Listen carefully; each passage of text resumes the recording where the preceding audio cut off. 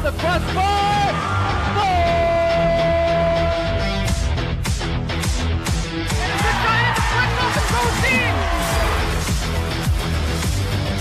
Switch to left field and down for a base hit. Hunterdon Central is going to win the state finals here tonight.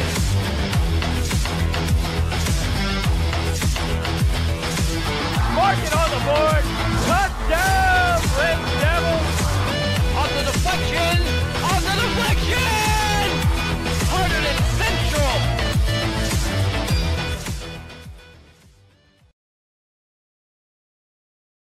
And join us here on the Red Devils pregame show here on the HCTV live stream. Red Devils Junior Kyle Etier.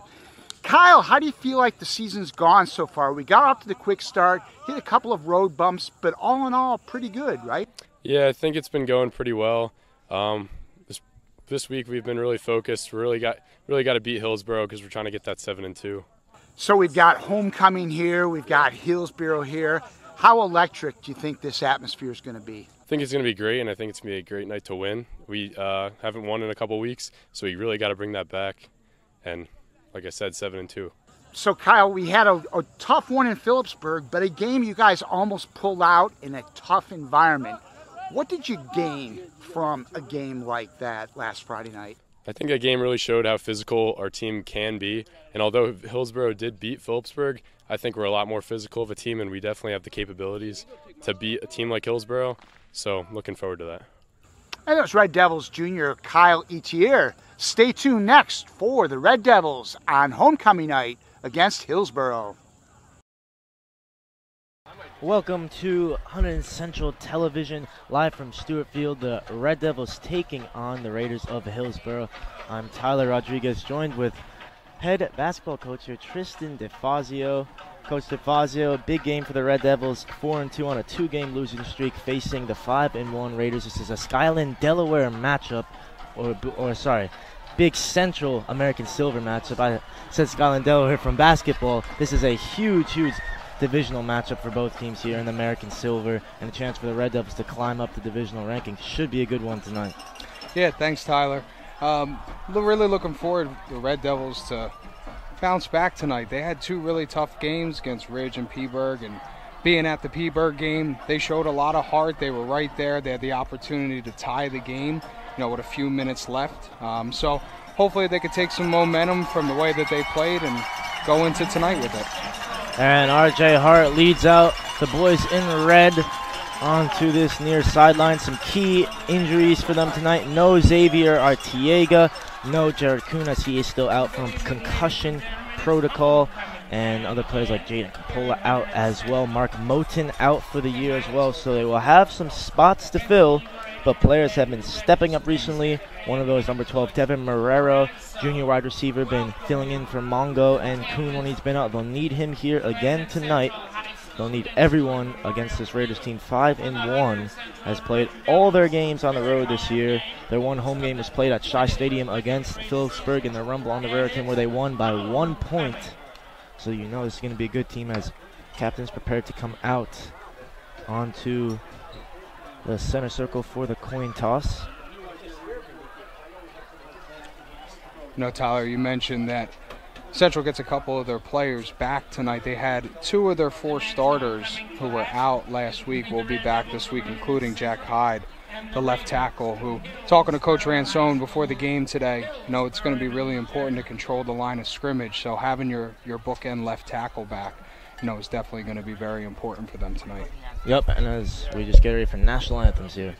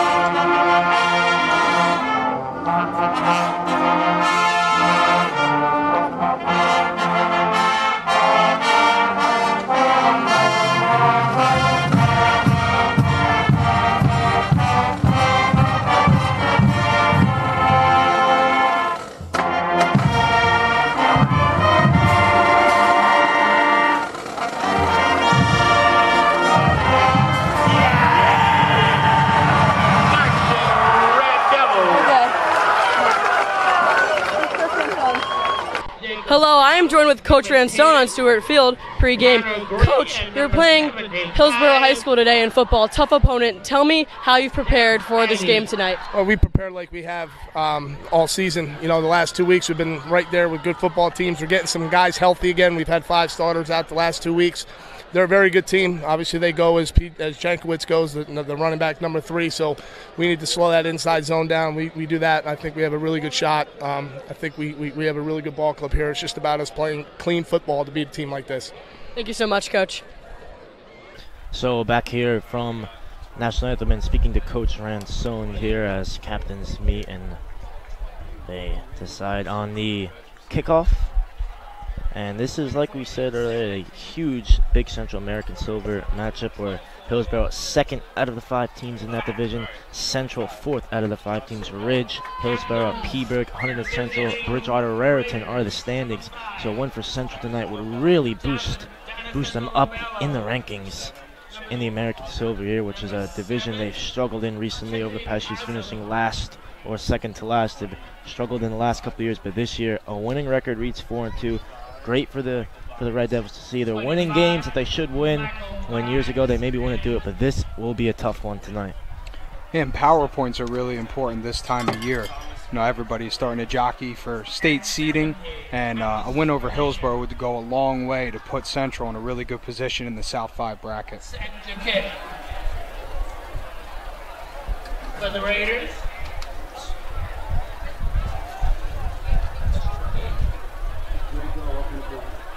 So Andrew Advani will get things started with opening kickoff. Second kick, 25 for the Raiders. Back deep for the Red Devils. Number 10 on his right, I think that's the time. And Gray back as he's been the return man all year for the Red Devils. It is fielded short though at around the 20-yard line and taking up to about the 30 there. So decent field position. It was Jacob Firstrom there, taking it and running it up for the Red Devils as R.J. Hart will get out and get things going for the Red Devils. Went 8 for 26 for 48 yards and an interception. He had 4 attempts rushing for -8 yards against Peaburg, so looking to bounce back. It was a game where they ran the ball 23 times to Jacob Souse for 84 yards. And they did not score a offensive TD that game. It was Mateo Brito who got it off a kickoff, I believe. So it'll be Hart back there trying to get things going, and the spark back for the Red Devils. And play action, it's tipped and hits the turf there. Talking to Coach Ransone before the game, you know, he said controlling the line of scrimmage was going to be really important. We could see right there, you know, Hillsborough well schooled. They couldn't get home to RJ, so immediately defensive end stops, gets his hands in the air, gets his hands on that pass. They're a well-coached bunch. I want to see Francois there checking out of the game, number 21. He's mainly played as a defensive back, but with the injuries in the wide receiver position, he's had to fill in there. Was out that snap. This time it's just Mongo, number 13, closest to us on this near side. And they fake the pitch to Souse. Hart will roll out to his right. He'll throw towards Mongo. Too high, and another incomplete pass that will bring up 3rd and 10. Yeah, we're going to see that all night from Hillsborough. Straight man coverage across the board, cover one high safeties. Corners are up, challenging these wide receivers, saying, hey, can you beat us deep down the field? We don't think you can. We're going to put a bunch of guys in the box to stop the run, and we're going to make you win on routes. Yep, one of their big deep threats, the Red Devils. Jared Kuhn out tonight. A big factor in beating the Raiders deep down the field, like you said there, Coach. So Gray, Marrero, Mongo, the targets for Hart here. 3rd and 10 from the 30. Hart drops back again. Will step up, look to run, throw it to Mongo, and got a huge hit from behind there. And that will not be enough for the first down. And we do have a Hillsborough player down here. Nicholas Santa Barbara on the tackle.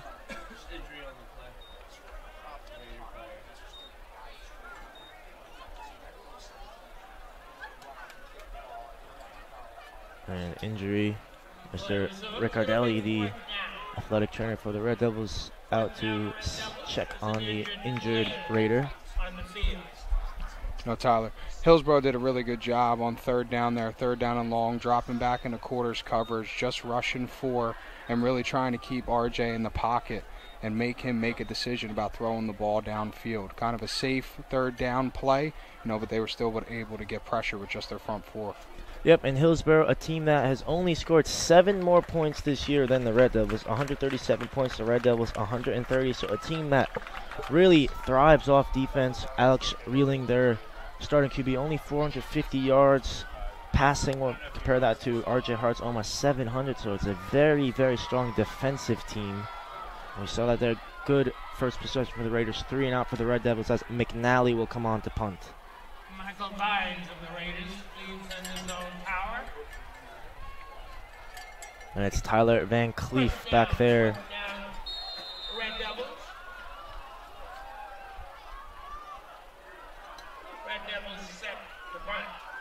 Low snap, McNally. Fair catch at the 35, where the Raiders will get things started with Alex Reeling. Watch out, their main man, number 3, Josh Jankowitz, leads them in rushing yards, 543. And he's the key for the Hillsborough offense tonight. That's what Central has to stop him from getting going. He's their bell cow. He's going to carry them offensively. So working on, talking to Coach today, he really likes to read that cutback lane. So he's looking to draw in the defense, put his foot in the ground, get north and south. So they really worked on filling those cutback lanes this week, trying to keep him, in their rush lanes. And they'll give it to him early on. And he tries to push there. Gain of 2 or 3. Central very much a bend-don't-break defense this year. Very opportunistic. They really don't smother you too much. They give up some yardage, but they come up with big plays, and they seem to get teams off the field when it matters the most.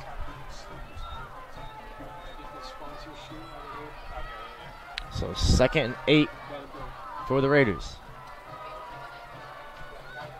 Little 3-by-1 set here. Looks like man coverage up top.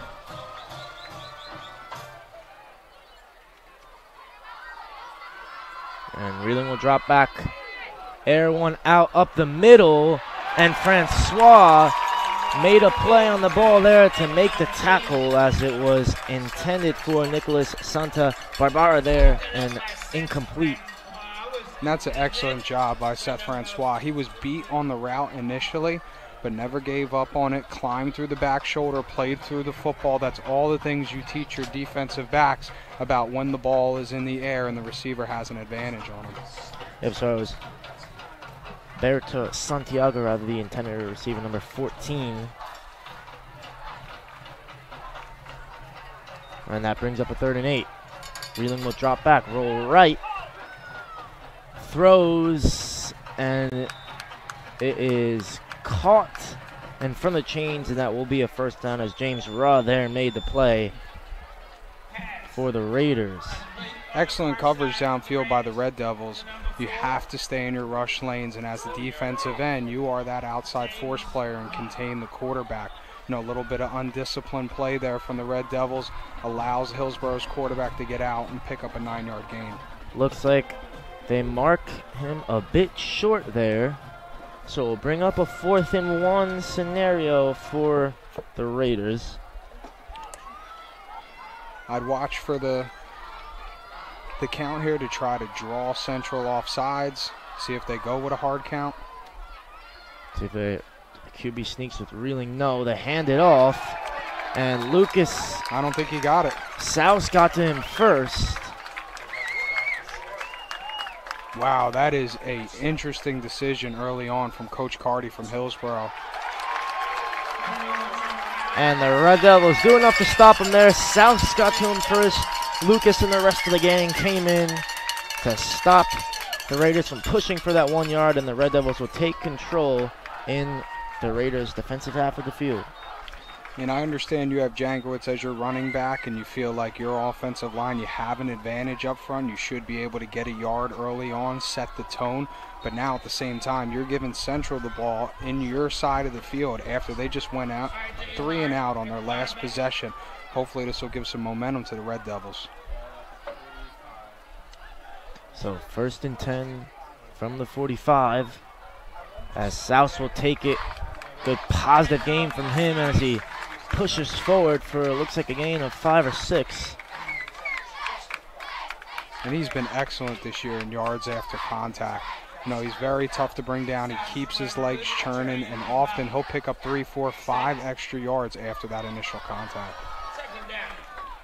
Yep, South leads the team in rushing yards, 682. Little bunch formation from Central. And they pitch it to him this time. Cuts back. Will push for the chains. Will come up about 2 yards short there. And we'll bring a 3rd and 5.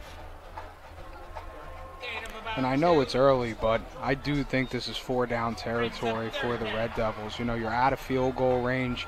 You know, a punt's not going to do you too well in terms of net yardage. You know, and with your line up front, I know Coach Ransone thinks they have an advantage, so you have 2 downs to get 2.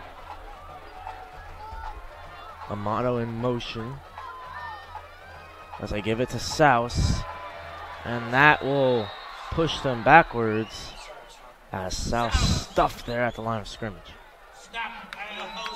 You know, it's tough when you run any type of wedge blocking scheme like that where it's just man-to-man and you're literally trying to move those guys off the ball when you're in the gun, because it doesn't give that running back a straight line into the line of scrimmage. And obviously the handoff takes a little bit longer, but that's what you see all across football nowadays. Everybody's running everything out of the gun, even on 4th and short. And they stay in shotgun with Hart back there. 4th and 2. Oh, and a jump. False start. That's what the Red Devils do not like there. Those mental mistakes, and that will cost them 5 yards here. Believe it or not, I actually think this helps Central because now it's going to open up the playbook or force their hand and have them punt the football. So Dr. McNally out for his 2nd time tonight already.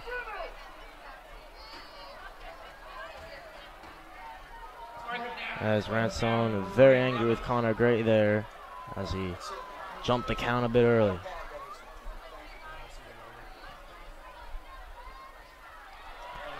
And they fake it with Souse up the middle. And there's the 1st down. As you said, opening up the playbook there. That one was deep.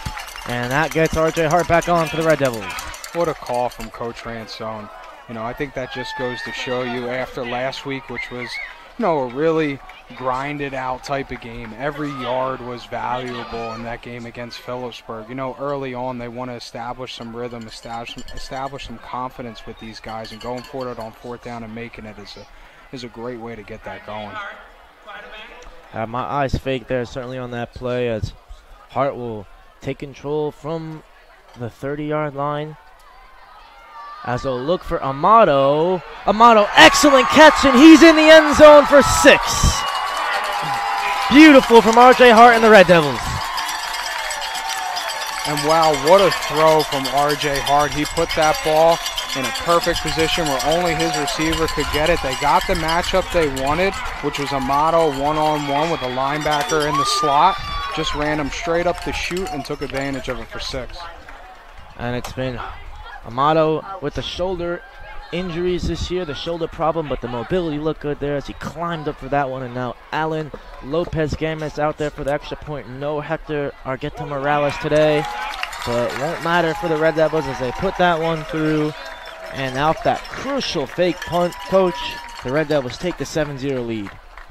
Yeah, at the end of the day, you know, Hillsborough is a good football team, and even though there was a mistake, and you know, we talked about that before the game today, one of Coach Ransone's 3 keys was winning the turnover battle and limiting mistakes. Unfortunately, even though they picked up that 5-yard penalty there, it actually opened it up a little bit more for him. You know, that's something you practice all week. You know, you have your 2-point plays, you have your hands team, your onside kick, you have a couple of your trick plays, and you have your fake punt.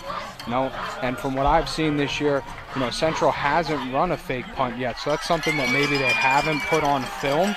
They've been waiting for the right time and trying to establish an early rhythm against a really good opponent. Going for it on 4th down is a great way to get your guys going, get the juices flowing, and put 6 on the board. They have had a fake punt run against them from Piscataway, and that overtime victory from the crucial Jared Kuhn touchdown that tied things up, but that time getting back almost at them there with their own fake punt, and now they'll have a lead with 6:18 to go in the quarter as Gammas will just chip it up here. Oh, and it's not controlled cleanly there and has to be laid on there. Jack Minetti was the one that tried to take it out of the air from the Lopez chip, and Ransone's happy with that performance there from Gammas Lopez as Morales injured playing pickup soccer over the weekend, so he's out. You know, Central on the other side of the coin there, over the last few weeks, they've struggled handling short kickoffs, you know, giving out a little bit of, you know, their own medicine, making Hillsborough handle a kickoff with a guy who doesn't usually handle kickoffs. And they'll run it, and that is tackled by Esplanade South there as well. And good play there as they tried to run it to Chimmy Ozakapour, their main wide receiver, but worked him there in the backfield a lot. Excellent job by Central, maintaining leverage there. Hillsborough getting with the jet sweep, trying to get out on the corner, get one of their faster players in space. Central stayed disciplined, stayed on the line, and made sure they turned them back in. With Alejandro Mello also there on the play. And it's Jankowicz and Reeling back there for the Raiders. And Reeling up the middle, out of the reach of their main target, Ozakapour there. Chella, good coverage from the linebacker. And we'll have to see if Hillsborough goes back to that. They actually ran a trail concept there where they snuck Jankowicz, number 3, right out behind number 7, and he was wide open up the seam. That's something Central's going to have to take a look at and see if they can make an adjustments, because if I'm Hillsborough, I'm coming back to that. And it's 3rd and 13 now. They'll need a big gain here. Whistles. And looks like encroachment. Flags on the field. Maybe offside, see what they say. And it's moving up 5 yards, so 3rd and 8 now. And this is not the position Hillsborough wants to be in. They want to run the ball early downs, be in manageable 3rd down situations. They are not a 3rd and long team. Their quarterback can spray the ball around, but they would much rather be in 3rd and manageable situations. And Reeling rolls out to his right, will throw. It's caught, and Francois made the tackle quickly there from the James Raw reception. Similar to their first possession from Raw, made it on that far side. And just like that, they're short again, almost in the exact same spot. This time it's 2 yards short rather than the 1. And Coach Carty has a decision here. It looks like he's bringing in the big personnel. He's got the fullback. They have 2 tight ends. It looks like they're going to try to get this by moving Central off the ball for the last 2 yards. Yep, it was number 44, Zion Grant, out there as the fullback, along with Ozakapour in the backfield. But they'll talk things over here from the defensive side for the Red Devils and offensively for the Raiders, as Ransone seems angry on this near side. Well, that offsides penalty was huge, right? So now instead of being a situation where you're, 3rd and 11, 3rd and 12, now you move up, you're 3rd and 6, a little bit more manageable, and you have an opportunity to convert or put yourself in a position where you could go for it on 4th down. And that's what they're going to do here.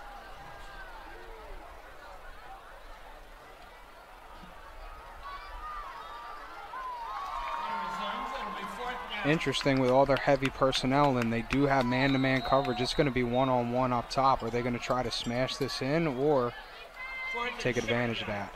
And this time they do work the QB sneak with Reeling, and that will be more than enough to move the chains as they inch towards Red Devil territory.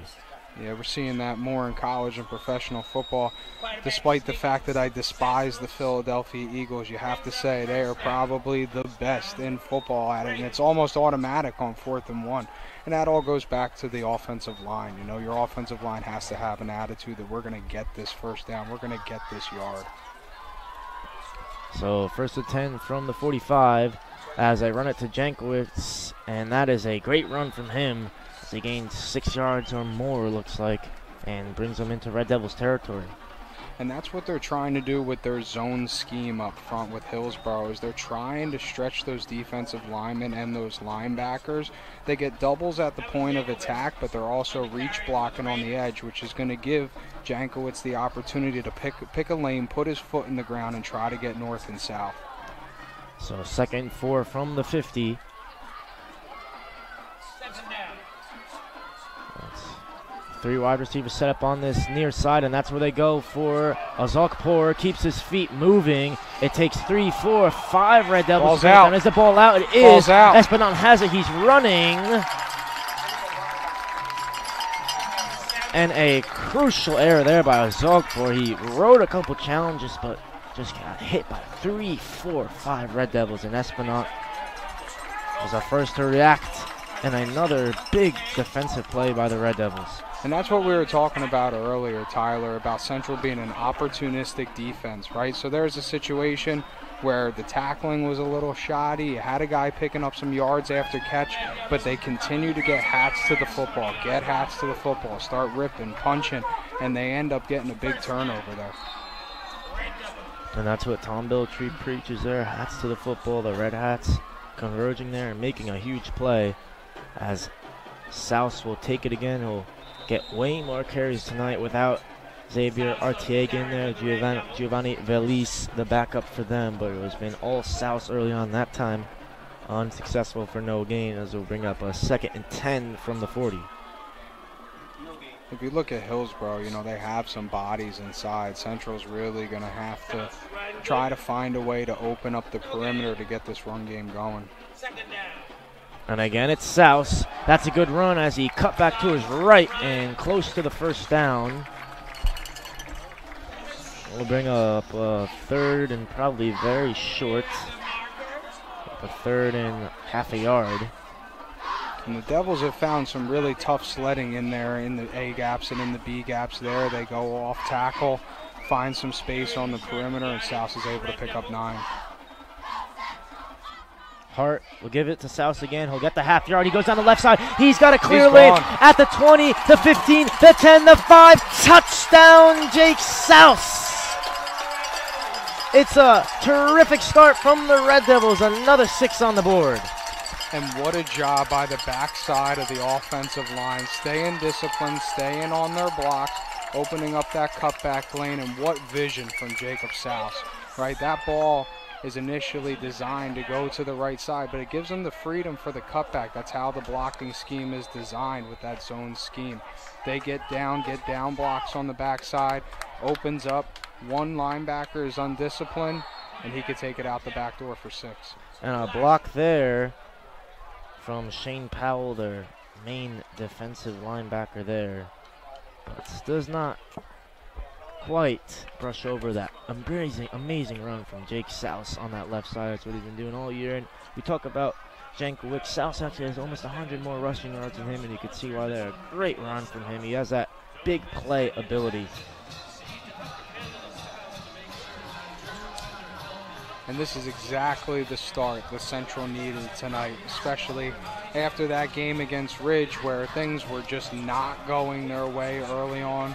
And then against Phillipsburg, where everything was tough sledding. Every yard was being fought over. Not much was going right for the offense. For them to get 13 points on the board in the first quarter, you know, that's a great bit of momentum going forward for them.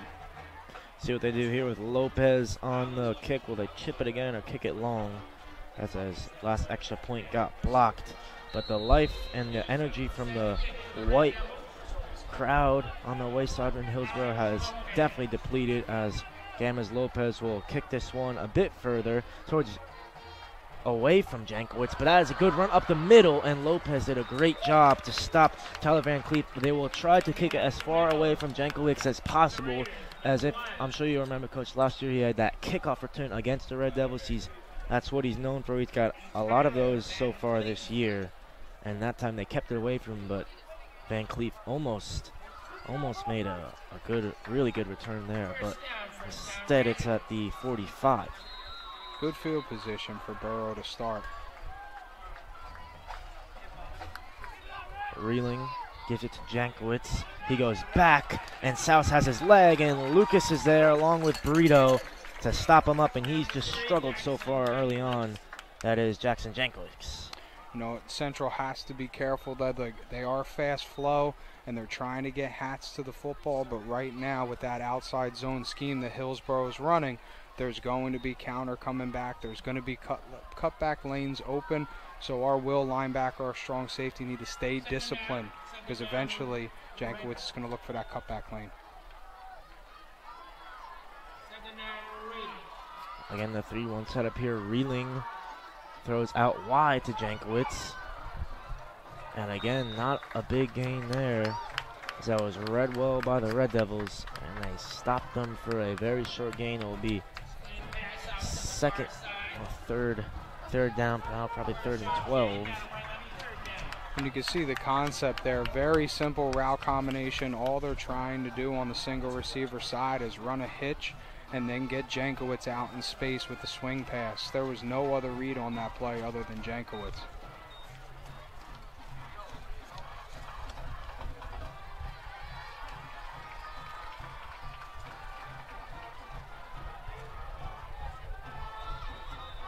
Oh, flags. And it looked like this is moving back 5. And as we talked about before, right, team who is going to make the least amount of mistakes tonight. And it seems Hillsborough from the jump, you know, a little antsy getting going in this game. Haven't been solid. Couple of penalties, a fumble, a turnover that led to 6. So Central definitely the team showing a little bit more moxie early on in this game. And now that was 3rd and 9, now 3rd and 14 as I give it to Jankowicz. Hoping he can get the 14. He'll get probably about 6, but will be short. And looks like they will bring out the punting unit as Reeling goes off to the Hillsborough sideline. And that's a smart coaching decision from Coach Carter. You try to flip the field here, put Central deep inside their own territory, and hopefully get yourself some good field position after a 3 and out. So that will do it for the first quarter of action. Red Devils 13, Hillsborough Raiders 0. And now we will send it down to Julia on the sideline. And that's the end of the first quarter.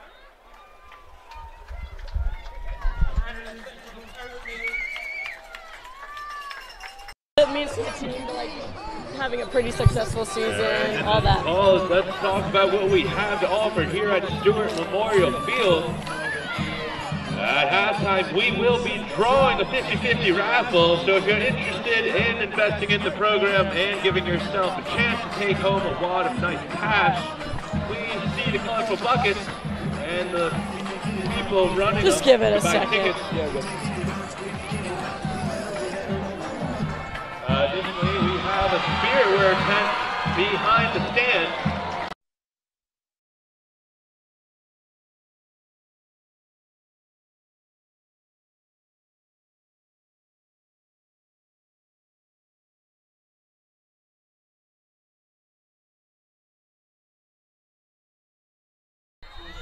So back here for second quarter action, as just heard from Julia and the injured Jared Kuhn, as it looks like the Raiders will punt here on 4th and 8, unless they try to fake it. No, it will be a punt, and a rather short one, and out just in front of the 30. And now, going down to Julia and Jared. Face so we can get the light, a little bit light your face.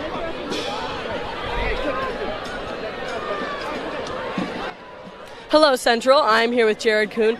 Jared, unfortunately you're not able to be playing right now on the field, but tell me what it's like preparing for a game like this tonight.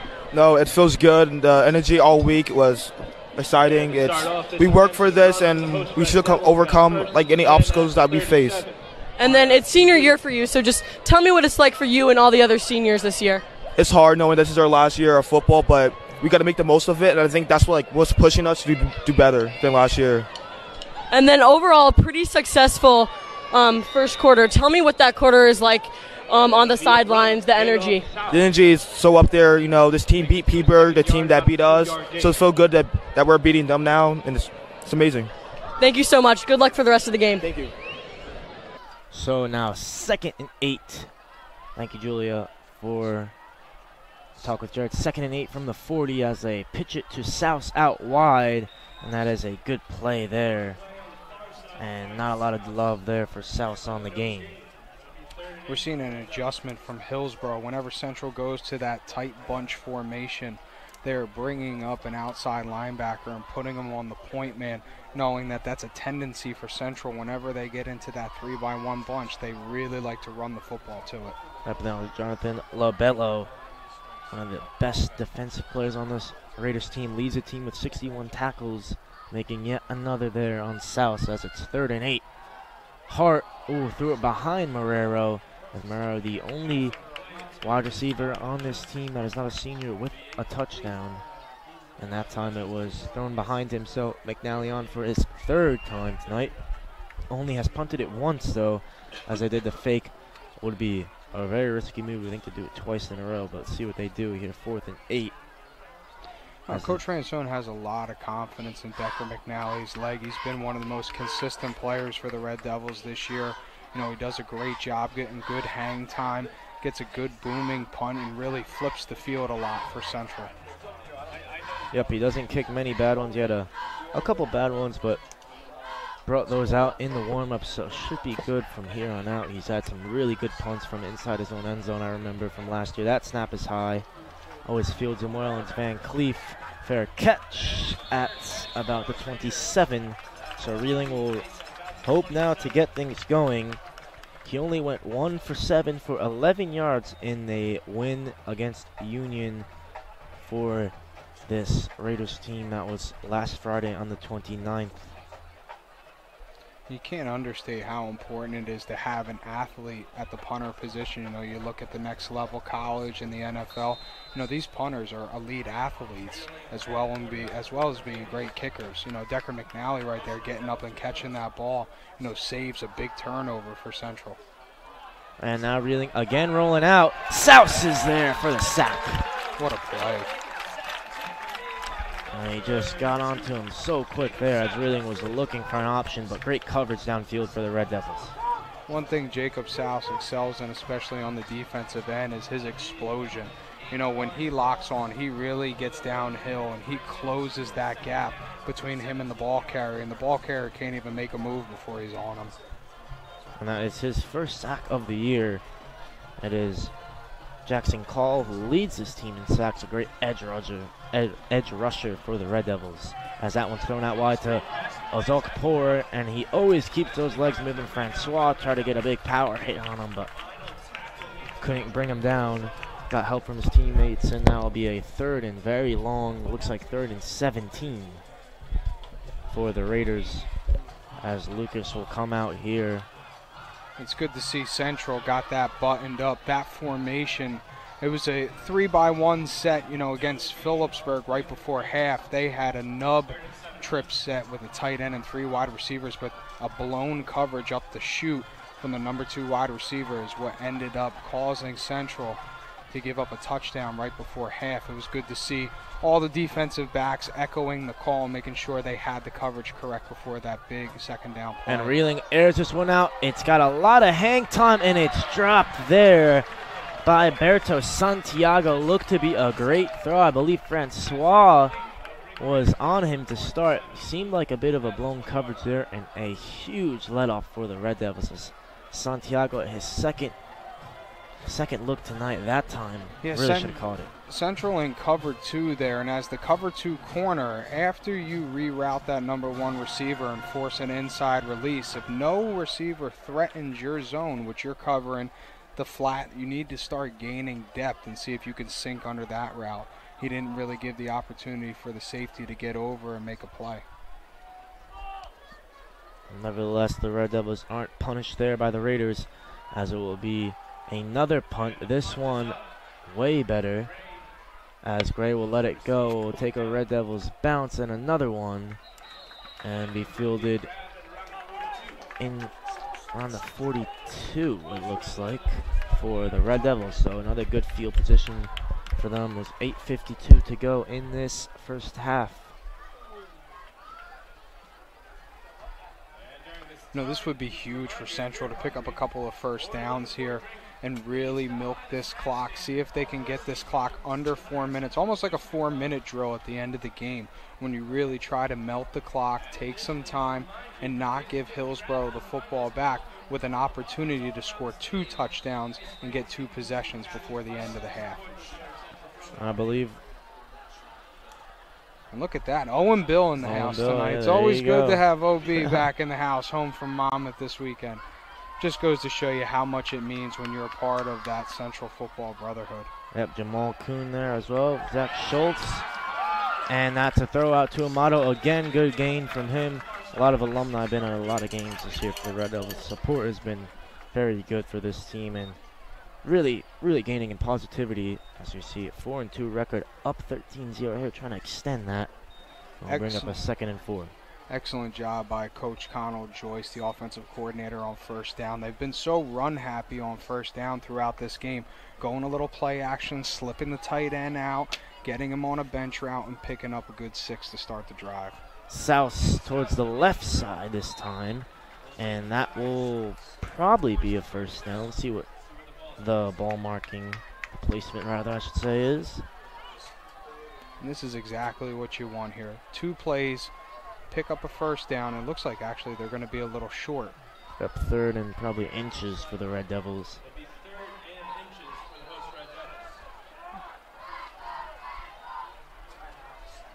And timeout, Red Devils. Interesting. Coach Ransone is probably asking for a measurement. They went through a very similar situation last week at Phillipsburg.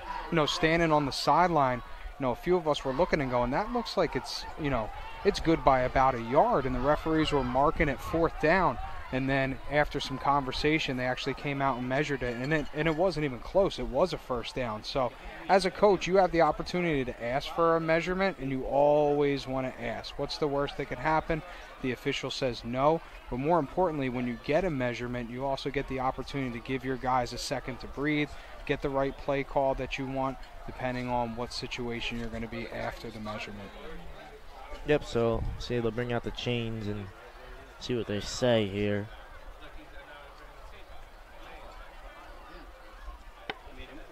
But still, probably for the Red Devils,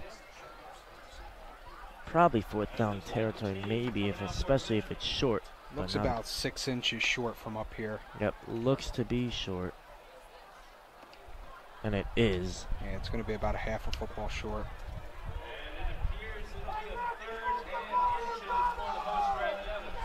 And this is a really questionable situation for the Central Red Devils in terms of what they're going to do and what Coach Connell is going to call. They've had some really tough sledding inside of the tackles. You figure, you know, with 6 inches, you know, you would like to kind of run it up in there, see if you could pick it up. But they haven't found much success inside those A-gaps. And they do run it up the middle of South, and this time it will be good enough for the first down. There's a couple fans here disappointed as they moved the ball back. Thought it should have been a first down initially, but they get it in the end as the chains keep moving, nearing towards the 45. Once again, Central doing a really good job of taking advantage of. Hillsborough is going with a weak side shade, which means that defensive tackle is going to be on the right shoulder right now of the center. So as we get a double team from the center and the guard, we're able to find space on that cutback. Oh, a little flea flicker towards Mongo. Maybe a flag there, I tell you what. and they say no. I don't know what you think about that one, Coach. I mean, the ball was thrown short. That's kind of the question, you know. Was the defensive back deliberately interfering with the wide receiver, or, you know, was he trying to make a play on the football, and because the ball is thrown short, you know, it causes some incidental contact. You know, there's a big difference in high school football as opposed to the collegiate level, and especially the NFL. They do let these guys play a little bit more. And that one run up the middle there, so bring up a 3rd and long for the Red Devils now.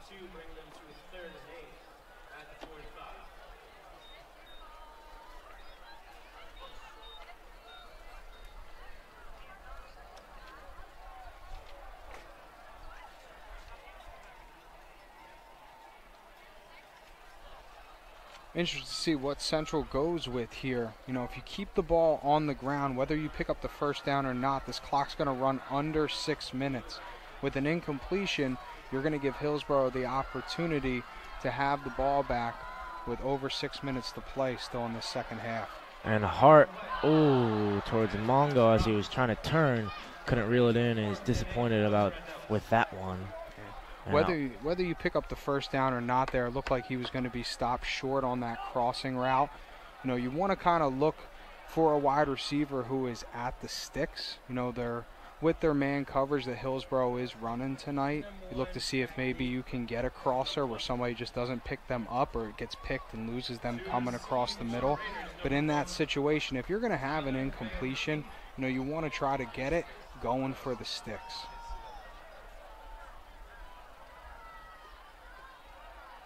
So McNally out again.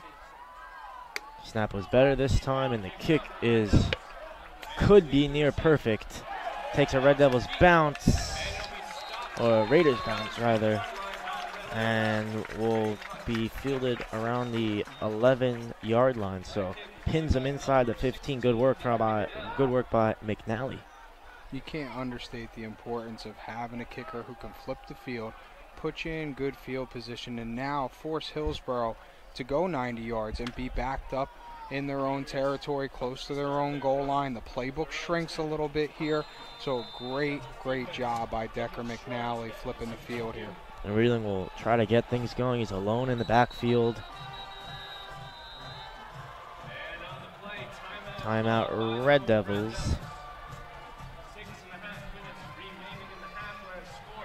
And with having 3 timeouts and being up 2 scores, I really like that call by Coach Tom Bill banging a timeout there. You know, after the quick change of possession, sometimes teams like to go with a quick strike, see if they can hit a deep ball, especially being back in their own end. When you think they're just going to run the football, try to pick up a couple of yards, maybe they take their shot there. He obviously saw something that he didn't like, and calling the timeout rather than giving up a big play was a really good decision by him. And we got 6.5 left on the half. And when we get to 50% through this game, we will be announcing our 50-50 raffles. So I will promote it up until then. If you're looking to make some money, support the program. So about 6:30 to go now. Both teams a chance to talk things over, maybe change things up here. The Raiders struggle to move the chains in this game so far. They'll have to go 90 yards, to get a score before the end of this half. With Reeling there in the backfield. And now Jankowicz will come with them. And they'll give it to him. He's hit initially, looks like maybe by Sook, and then brought down for a very short gain. Central doing a great job tonight on the defensive end with those interior linemen getting a push, right, staying in their lanes. Despite what Hillsborough is doing up front with that zone blocking scheme, they're staying disciplined, not exchanging their gaps, and able to make sure that Jankowicz can't put his foot in the ground and get north and south right away.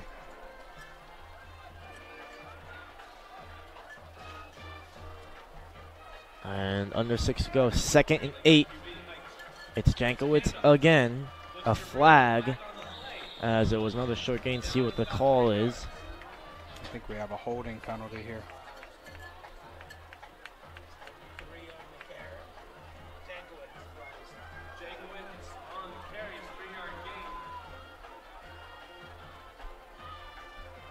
and holding on the offense, so this will be going back inside the 10.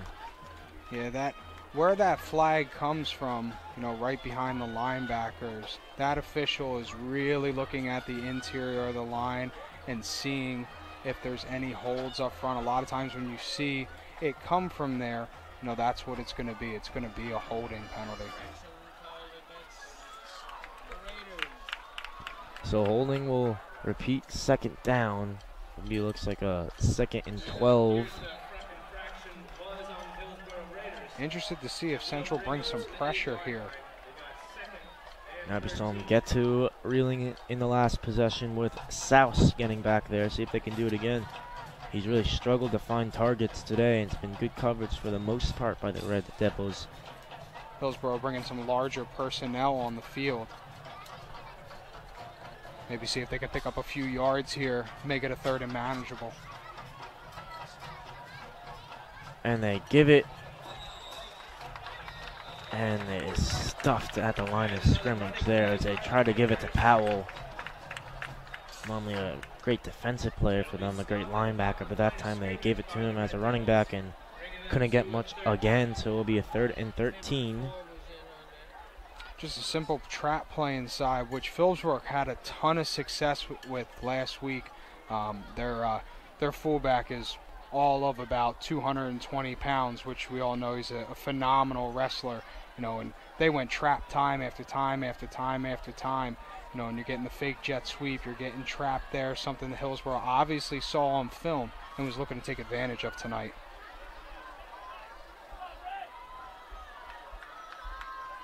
Snap is a bit low, Reeling able to catch it as he almost got hit by Sook. That's a great throw to that far side. Gray will have to bring him down.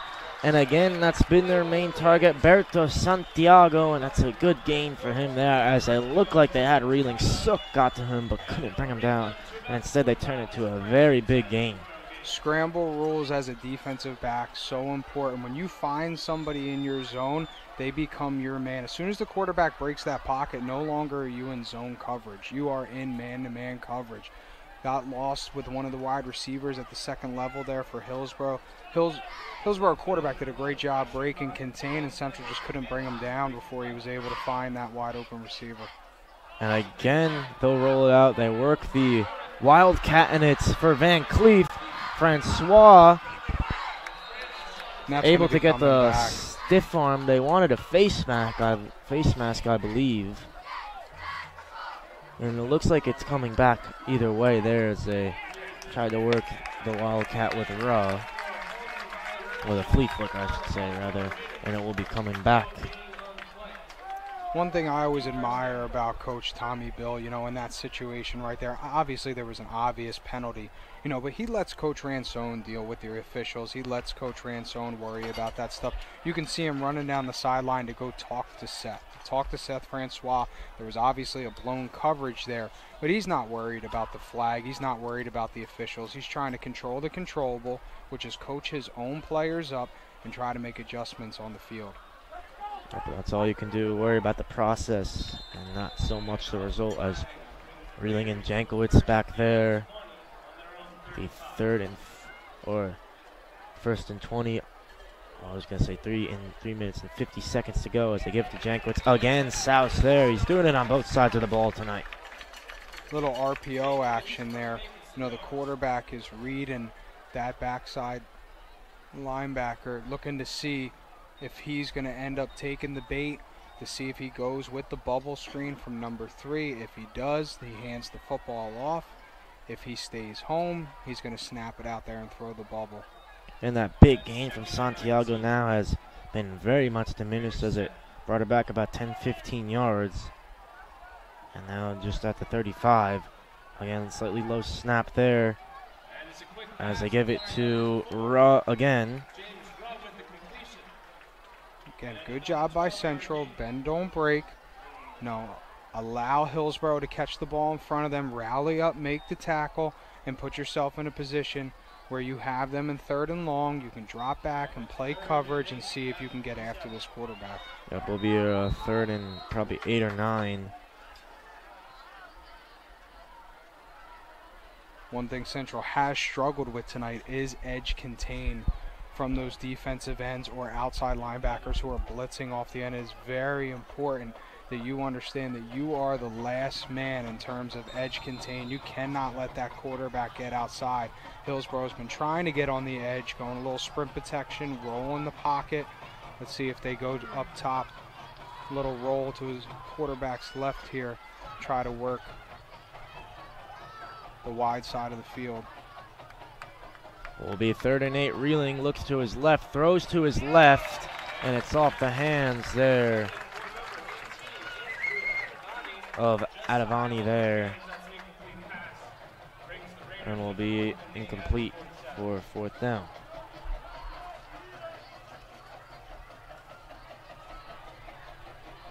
And those route combinations you're seeing from Hillsborough, you know, they're running a 5-yard hitch there when they have 8 to go. What does that tell me? That tells me that they think they have an athletic advantage on the edge.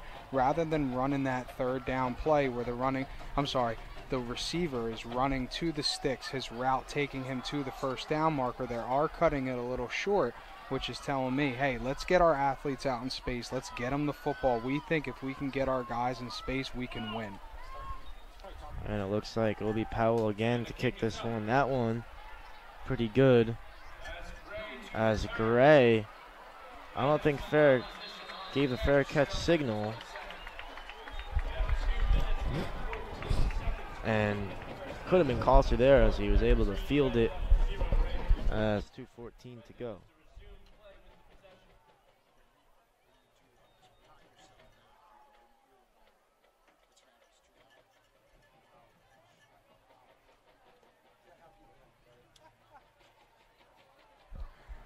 My first night on the headphones, they're getting a little sweaty. Yep, no, that will happen for sure. I'm into this game. That's the thing. I'm getting a little juiced up here in the box. Central up 13-0 with 2 to go. Definitely not a result that everyone saw coming, as the Raiders probably were favored in this one. Well, we were talking about earlier today, Coach Ransone and I, really feel like this Central team hasn't played their best football yet. They've shown flashes, and he thinks it's that time of the year where they're ready to play their best football. And they're doing a great job tonight so far. And Souse again keeping it going there. Let's try to get a short gain there, as we are under 2 minutes to play now in this half. Central going some tempo here.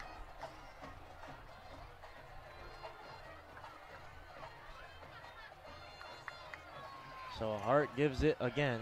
And again it's Souse. I do have to ask the question about going quick there instead of taking time off the clock if you are going to run the football. Considering a running play after the 6 seconds it takes to run the play, you're also talking about another 15 to 20 seconds just to get everybody up, get everybody back in the huddle. If you're going quick, if you're going tempo, I'd like to see Central throw the football here a little bit. Again, they take some more time here as it's 3rd and 4. We'll look to move the chains here. And they give it to Souse again, and that one, it's stopped short there as Labello made a great read and a great play on it. Heavy tendency there again. Whenever Central goes in that 3-by-1 bunch, they like to run the football to it. It'll be interesting to see with how Hillsborough is playing that, with walking that outside linebacker up on the point man. Can they make an adjustment at halftime and catch him with maybe a little play action as Hillsborough is sitting up waiting for the run? So again, it'll be a big task for McNally here to pin the Raiders back deep and try to prevent a score here before halftime. And if that could happen, it'll be a dream start to the first half with the Red Devils. And we got Coach Klazewski here in the house tonight, assistant basketball coach. Unfortunately, he's wearing a Raiders football shirt, so if anybody wants to come up and maybe take a shot at him, this is the time. Before basketball season starts and he's in his Hunterdon Central red.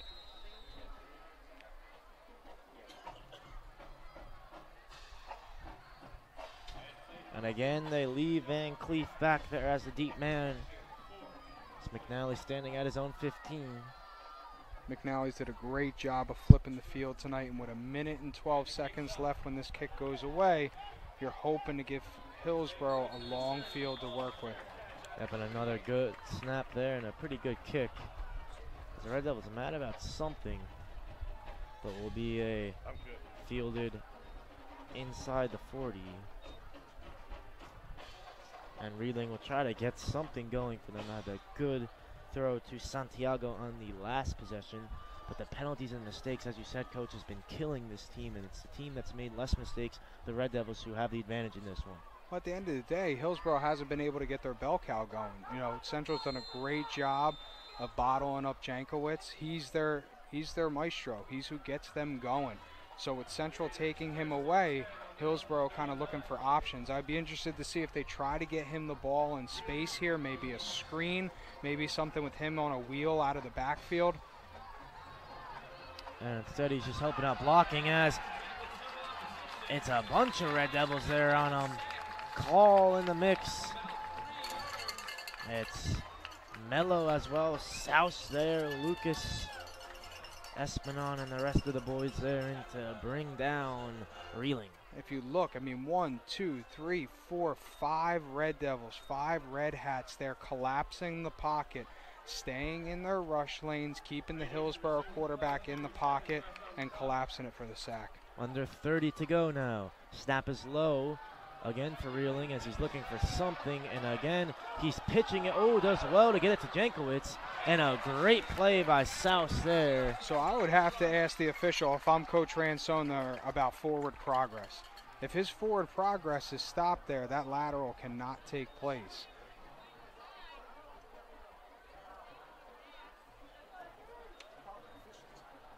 And it looks like Ransone wants a flag or something here, as Coach Bill will talk to the defense. And well, it definitely wasn't an illegal forward pass. The ball went backwards, but again, the question is, was the quarterback's forward progress stopped? If it was, he cannot lateral that ball, but it goes back to if the play was blown dead by one of the officials. Either way, it's going to bring up another 3rd and long for Hillsborough tonight, which is what they've been in all night long. So now Central can really drop back, play some safe coverage, pin their ears back up front. The key is going to be keeping that Hillsborough quarterback in the pocket. That's where Central's gotten hurt tonight, when they've let him break contain, get out on the edge, and make a play. So it'll be 3rd and 9 with 18 seconds to go.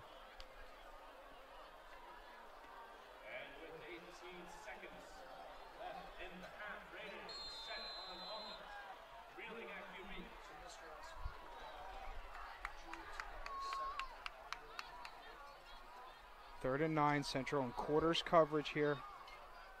And it is towards Santiago. It was not Reeling there on the throw. It was Ryan Seaman, rather.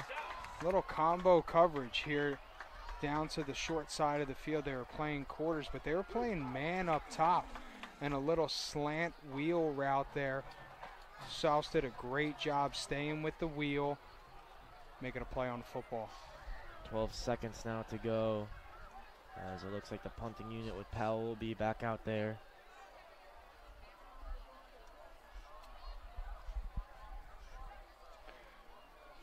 With 12 seconds left, I think yeah,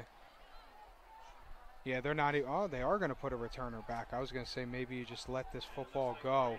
You know, you try to lay off of the punter here. Now you're going to get the football back. Yep, just let it go.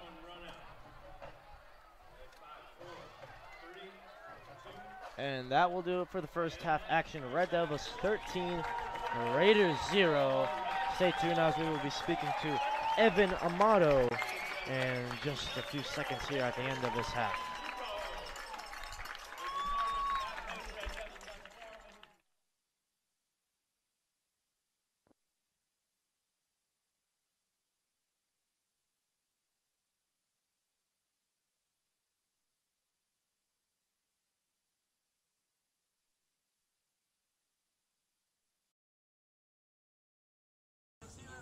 And join us here on the halftime show here on the HCTV live stream, Red Devil senior Evan Amato. So Evan, so far 4-2 start. How are we feeling about the way this has gone so far for Central? It's going pretty good. In the past, we haven't been very successful. So I think this is what we needed to get the culture up again and start up another winning era. Well, you mentioned the struggles we've had the past couple of years. What's different about this year's team? This year, I feel like we have more chemistry and a better understanding of the playbook. And we've been really physical in practice, and it's just showing up in the game. So, Evan, we got off to that 4-0 start, and I'll be honest, it felt like a couple of those games in past years we might have lost, but we won them this year. What kind of confidence did that give you guys early in the season? Beating North gave us a confidence boost because we've been basing our whole summer around that. Last year, I feel like when we based it around that, we lost. It kind of took our confidence away, but after winning this year by a blowout, I feel like it gave us the confidence the rest of the season we needed. So we still have 2 games left after this, one on the road, one at home. What do we look for this team to finish strong? To finish strong, we just have to keep up what we've been doing in practice, and if we do that, we should be 7-2. And that was Red Devils senior Evan Amato. Stay tuned for second half action.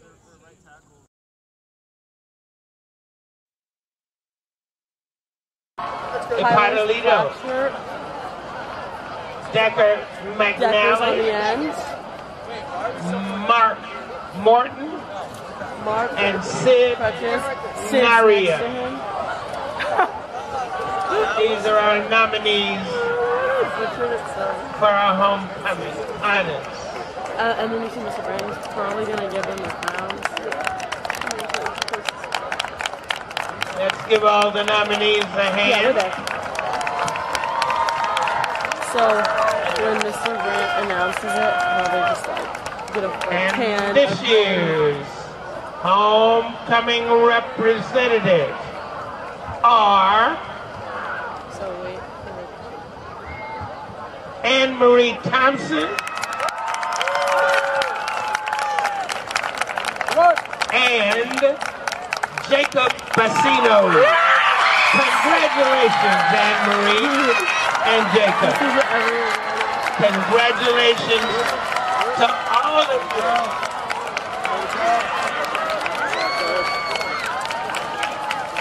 Congratulations to all of our nominees. Join us at the homecoming dance in the Commons after the game from 9 to 11 p.m. Tickets can be purchased at the door. And then get it with Mr. Brandon. Again, congratulations to our homecoming nominees. Just students, really fast. All right, we'll take it quicker than band's gonna push. All right, ready? 1, 2.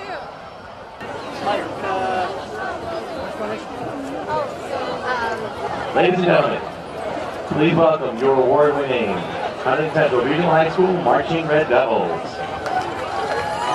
Marching Red Devils are under the field direction of drum majors Jacob Bassino and Reagan McGee. Tonight, they will present their 2023-2024 halftime show across the universe, featuring selections from Across the Universe by the Beatles, classical selections by both Gustav Holst and Richard Strauss, Rocket Man by Elton John, Space Oddity by David Bowie, and Enterprising Young Men, the theme from Star Trek by Michael J. Keenan.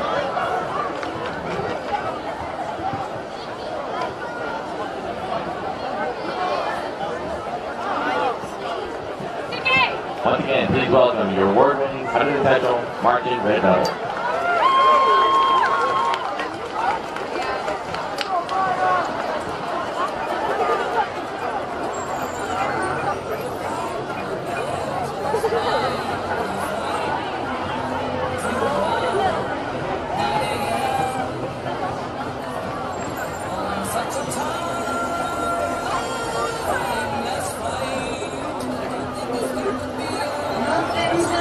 Change my world.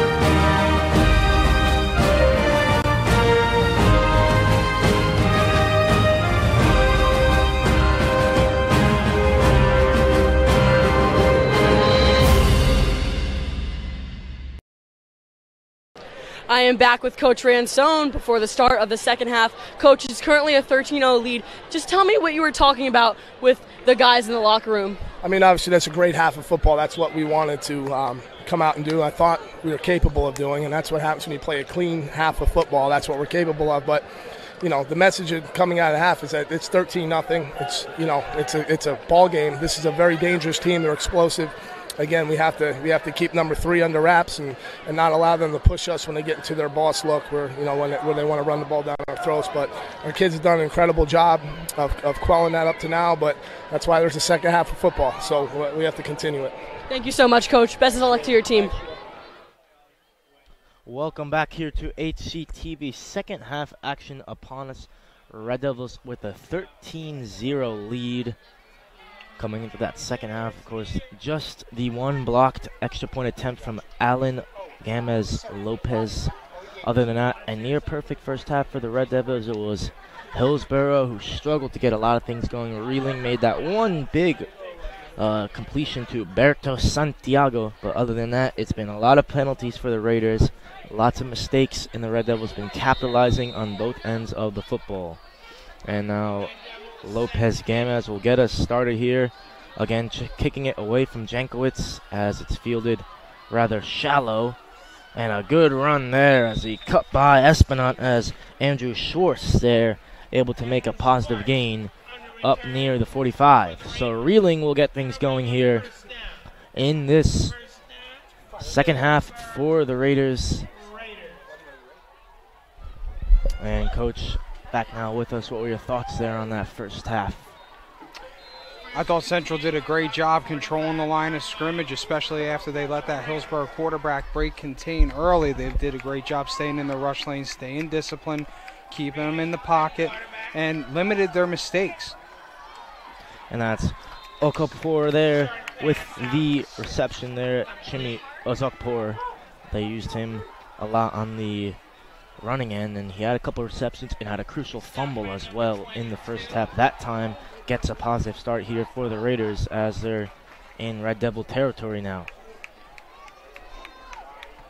Now Central grabbed the momentum early, stopped Hillsborough on that big fourth down, got the fake punt for a first down on fourth down. You know, Hillsborough looking to establish some momentum here early in the second half. Santiago in motion as Reeling will drop back. He can air out a good football. There's a good throw. Francois, big hit. Gray a bit better there as Ozokpor comes up gingerly but makes a good grab for the Raiders. That's a great route concept. You got Jankowitz going up the chute, and you got number 3, the tight end, coming across the formation, which is actually moving into another zone. So that safety has to pick up number 3 coming across, which is difficult for how they read from a 3 to a 2 to the backside 1. Great route concept drawn up by Hillsborough, but it's going to be coming back. We'll be coming back. Another penalty on the Raiders. The Red Devils' only penalty that comes to mind was that one from Connor Gray where he jumped the count, but it ended up not really mattering as they faked the punt anyway. The Raiders, lots of holding, lots of offsides, false starts as well. It's just been a game for them that's been played a bit sloppily here. The Red Devils been capitalizing well. Reeling snap, another low one for him. And he's hit big by Tyler Sook there. Excellent play by the big man. Great job, great call by Coach Bill there on 2nd and long. They ran a little twist up front, which allowed Sook to come free and get some pressure on the quarterback there for a sack. It's going to set up 3rd and long. Great job in the back end as well. Central had everything covered up. Great play there by Sook. He's been playing some of the best football of his career this year. Confident, strong play, and he's been a really important part of that defensive line for the Red Devils, along with Call and Burrito there, as well as Mello. And now Reeling will air another one out, and it is incomplete. Coverage was by Jake Souser. Tracked the ball well, turned his head at the right moment, and was able to bat it away. Yeah, Coach Carty's right there looking for a flag for PI. But we did a great job there. Corner did a great job of squeezing towards the boundary, towards the sideline, using his extra defender, getting his head back around and finding the football. Not very often is a referee going to throw that flag for interference, even if there is some contact, if that corner gets his head around and plays the football, not the man.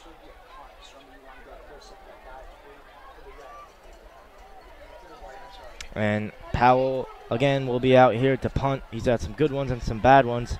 It's a low snap, lots of time there, and that's a high-hanging one. Gray decides to let it go as it will roll out of bounds just in front of the 30-yard line, as we will get to see Hart for the first time in this second half for the Red Devils. Not the start Hillsborough the Raiders were looking for coming out in the half. Again, in the first half, penalties, turnovers, mistakes were costly, and that's something we talked about in the open was going to be key tonight. Which team was going to limit their mistakes? Hillsborough coming out in the second half, and right off the bat after picking up a nice gain, it would have been a first down. It comes back because of a holding penalty, put them behind the chains, and now the ball goes back to the Red Devils.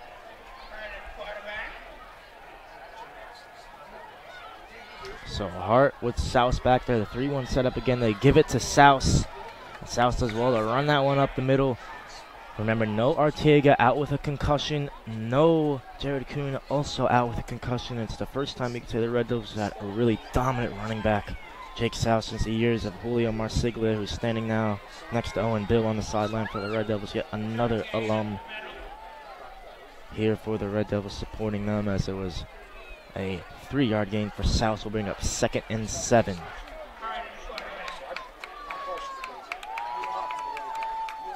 It's Marrero near closest to us as Hart throws it towards Amado, and too far out of the reach of the big man. Yeah, Hillsborough making an adjustment here at halftime, walking up both of their outside linebackers. So they're getting a 5-man front, trying to take Central's ability to run the football away and get a little bit of extra pressure on R.J. Hart, as you saw there. Defensive end coming off the edge, puts the running back in a tough position with that slide protection. He has to pick up that backer coming off the edge and was able to force a quick throw from R.J. Hart. We'll bring up 3rd and 7 now. And Hart gives it to Souse, who is stuffed there at the line for a very short gain. And that call there, I think, is indicative of how this game is going. Coach Ransone having a lot of confidence in his defense right here. Hey, it's 3rd and long. Let's not put Hillsborough in a position where they can get a turnover, get an interception, get good field position. One of our best players is Decker McNally. He's done a great job punting the football tonight. Let's flip the field here and play defense. Right, McNally, of course, that background in lacrosse as well, has been catching these punts very well, or catching the snaps very well when they haven't been too clean from him from Amato. That one's a good one. And McNally takes his time, gets a good punt there, as Van Cleef had to go back for his fair catch. And so 2 subpar possessions for both teams offensively to start off this half. And just like that, almost 8 minutes to go, as Reeling will take control for the Raiders. Wondering maybe if he's not feeling 100%, as he did not play the last snap, as Ryan Seaman was the quarterback for the Raiders towards the end of the first half. He's back out here though. He's been airing it out. Seems to be okay. See how he fares here in this second possession. Looks towards his right. He's been throwing the ball a lot more this half. And that is ruled a catch, I believe. Yep. So it'll be 2nd and probably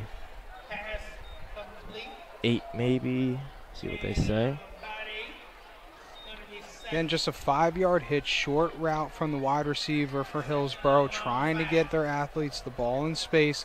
Low throw, great catch going down and getting the football with no opportunity for any run after the catch. So it's 2nd and 5. Reeling for it. Jankowicz have not been able to get him moving, and it's, again, no joy there for him on that run. Tough sledding in there, and talking to Coach Ransone before the game, one of their adjustments to try to really secure that B gap and that C gap was moving their defensive end down into what's called a 4-eye, which means he is on the inside eye of the tackle. So now he becomes a very difficult situation for that guard to reach him when the tackle's trying to get up to the 2nd level. It's easy for him to get across face, get into the backfield, and really force Jankowicz to take the ball back inside when he wants to bounce it outside the space. Reeling play action. Many Red Devils near him. There's Mello. And they got 3 bringing him down towards the Red Devils sideline. It's amazing that many Red Hats got to him there. Once again, Coach Bill dialing it up on 3rd down, bringing some pressure from the weak side, but the defensive end losing contain down here to the short side of the field. Hillsborough's quarterback able to pick up a few yards and give Coach Carty a decision here on 4th and 2.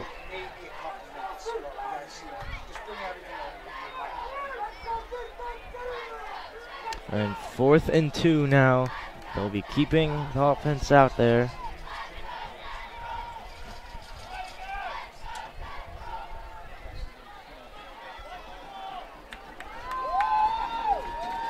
And now the decibels rising here at Stewart Field for this big 4th down here.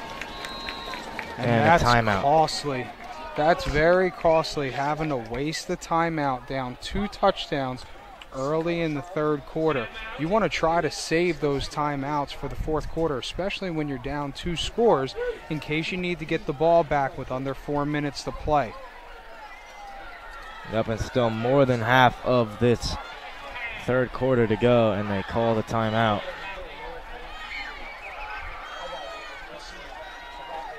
Quarterback was obviously a little confused with the call, didn't like what he saw. As a coach, you do like your leaders in that situation rather then put yourself in a position where you could turn the football over, give Central the ball deep in your own territory. You know, you take a timeout there. You would rather save it, but it's not the worst thing. And now looks like they're going to bring on the punting unit, where they struggled to get the first down from a fourth and short Muddle situation. huddle here. Oh, never mind. Attempt to draw Central off sides, didn't work. Now they're going to have to punt the football. The Red Devils been switched on for the most part all night here, and now Powell will punt. And that is a bad one. It's very short, but will take a very generous roll and go out at the 29-yard line. So the Red Devils in their own territory, not too deep though. And now we will go down to the field with Julia. Hello, I'm joined with Jacob Bassino, our class of 2024 homecoming king. Jacob, you know, you're a part of marching band here at Central. Tell me what that experience has been like for the last 4 years. Oh, it's been great. It was a bit hard starting off with COVID, but over the years I've just seen how much progress we've made, and I've made so many different friends along the way, and I've been able to be drum major, lead them all, and there's such a great group of people, and I couldn't ask for anything more. And then if you could tell me a little bit more about your high school experience, I would love that. Oh yeah, well, we started with COVID, but as time went on, I started to get a bit more extroverted and talk with more people. And I got to really see all the different types of things that we do around here, get to see all the different clubs, different activities, different sports, and it's just been a blast being here the whole entire time, meeting new people, and yeah, we've got some great school spirit here, and I look forward to see what Hunterdon Central's next year has to hold. And then tell me about like one of your favorite classes, favorite memories, something like that. I would have to say one of my favorite memories was last year at MetLife Stadium with my marching band. It was awesome being able to see us all on the Megatron up there. It was just awesome. I can't say anything better. Okay, well, the crowd's cheering for you. I guess that shows how much they love you. Congratulations, Jacob. Thank you. Quarterback.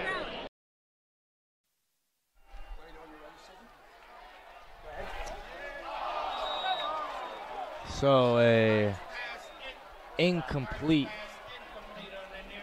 on the near side. It was intended for Alejandro Mello there, and that will bring up a 3rd and 8 scenario now for the Red Devils. Been in these 3rd and long scenarios a lot today, but they've worked their way out of these situations. Let's see if they can do it again here. 5:39 to go now in this 3rd quarter.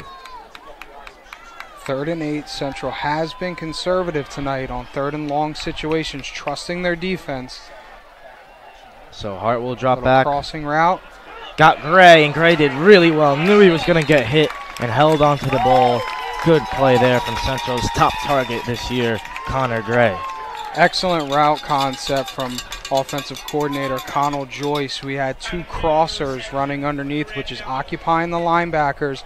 And then you had Gray in the slot running a 12-yard square in, opening up right in front of the safeties, right behind the linebackers who were being occupied by those crossing routes, and Hart making a good throw to stick it in there for a first down. Gray close to 300 yards receiving on the year. He's got now 23 receptions, leads the team in both categories, as well as in receiving touchdowns with 2. Souse gets the give, and that will be a loss.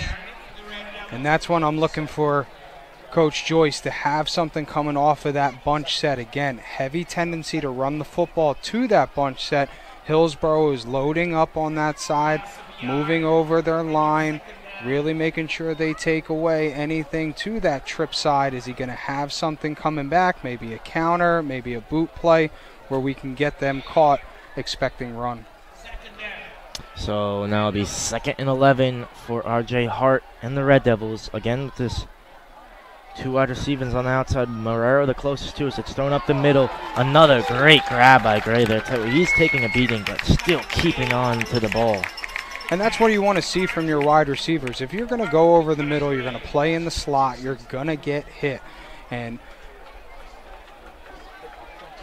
Gray not anticipating the contact, making sure he receives the football, securing the catch, and then going to the ground with the football. That was a great play. Oh, some movement there. And once again, another mistake from Hillsborough. Anytime tonight, it seems like they've gotten any momentum, they got Central into a third down situation. Another mental mistake is going to give Central a first down here. And it was Azakpour who went there, as well as number 89, Yordi Ahumada, who looked like he may have jumped as well. And that will move the Red Devils 5 yards up and give them a first down. 1st and 10 here now from the 44-yard line.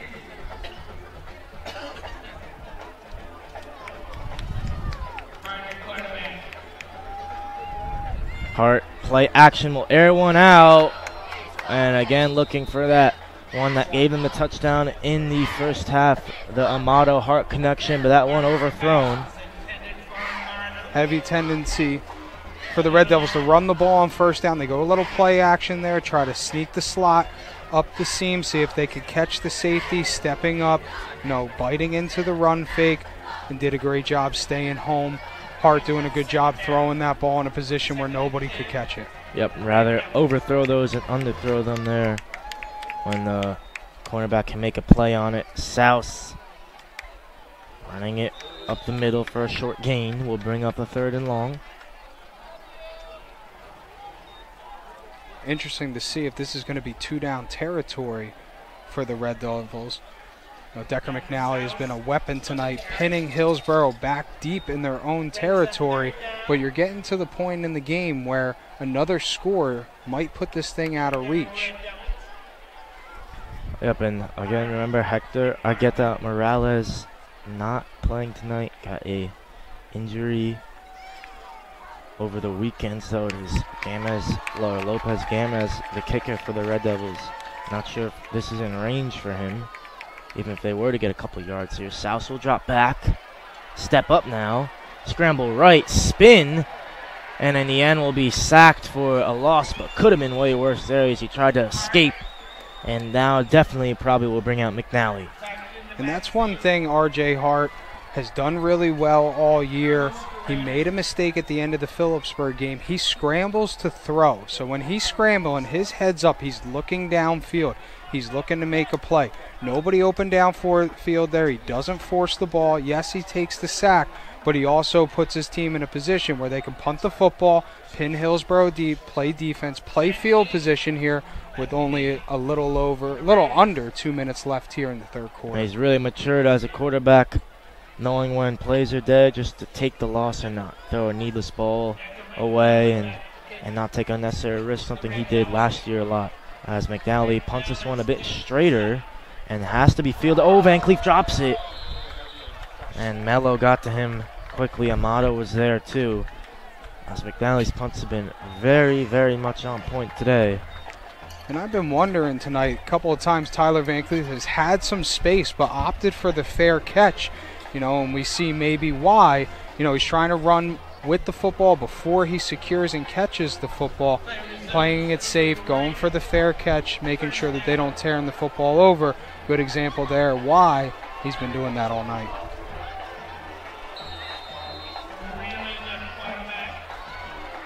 Now reeling back in there. Will drop back and throw towards his left. He's been throwing a lot, and that one's to Azokpour. Very difficult route combination there. That's called a smash route, where the outside wide receiver is running a 5-yard hitch and you have your slot receiver running a flag over the top. When you're going to play cover 2, that's a cover 2 beater. It puts the safety in no man's land. He's got to get over top of that flag. What we need to do is have our corner, once that number 1 wide receiver sits, he's got to continue to gain depth and help his safety out, giving him a little bit more time to get over the top. Up and almost capitalized there. The Raiders' throw is a bit too far out wide for Azokpour. As Reeling will take it again. Jankowicz only 1 touch so far, I believe, in this second half. It's been a lot of throwing from Reeling. And now they give it to their main threat, who this time gets a big push from his offensive line, who, like you're saying, Coach, they feel like the offensive line has the edge against the Red Devils. But you'll take that, especially a little over a minute to go in the third quarter. I know they picked up a good chunk on second down, but they're not letting Jankowicz find a seam. They're not letting him pop the big one. That's been Hillsborough's MO all year. If you make them work, they don't have the ability to really work down the field. They've gone off of big plays all year this year. Under a minute to go now. Reeling will drop back, look left, and will have the first down there, and maybe some more. Oh, and the cutback, and this could be big. Another big play like you said. And again, Matthew Smith has to bring him down there. Great play by Daniel Allen. Espinal and Lucas were there, but couldn't bring him down. They had his foot, and there's a huge play there that brings him into nearing the red zone. Great job by the wide receiver, feeling where the defensive back was on his outside shoulder rather than turning upfield and working towards the sideline. He turns back to the middle. Central misses a tackle, and he breaks it for a long gain. 20 seconds to go now. Jankowicz lining up as a wide receiver, 2 on each side. Azokpor on the line.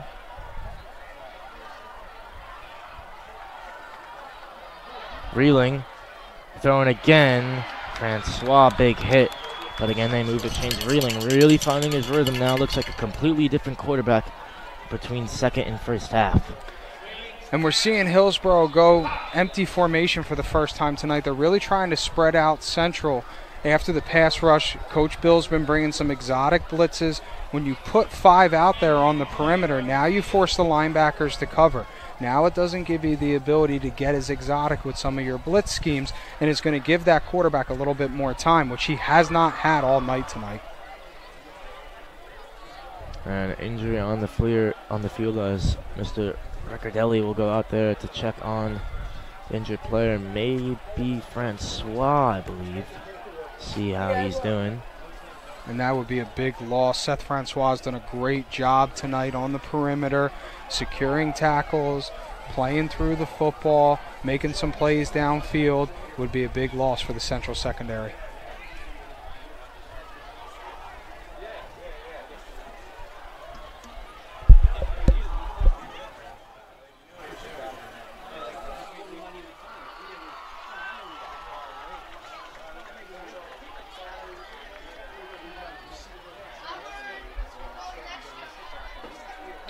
And so the Red Devils and the Raiders flip sides as Francois is back up and running into the play. That's good to see. Unfortunately, he's going to have to come out for a play. And Parker Kingsley, number 11, will come in for him. I'd be interested to see if Hillsborough is going to take a shot, go after the new cornerback who just came in the game. He is going to be in single coverage down here on the bottom. And Reeling looks that way. Now we'll throw over the middle to that's Azokpor. going to be a flag. Oh. And Espinal there was all over Azokpor. And that will be a flag as Kinsley checks back out for Seth Francois to come in. And no need to do that there. Mason Espinal had tight coverage on him. The ball was overthrown. There's no need to hold that wide receiver there, the tight end there. It was going to be an incompletion anyway. Now Hillsborough is going to pick up another much-needed first down. No, this is the one thing Central has stayed away from all night, penalties and mistakes. Missed tackle earlier in the possession led to a huge gain, and now a pass interference call is going to give Hillsborough first and goal with an opportunity to cut this to a one-score game. I believe that's only their second flag of the night. Gray and now Espinal.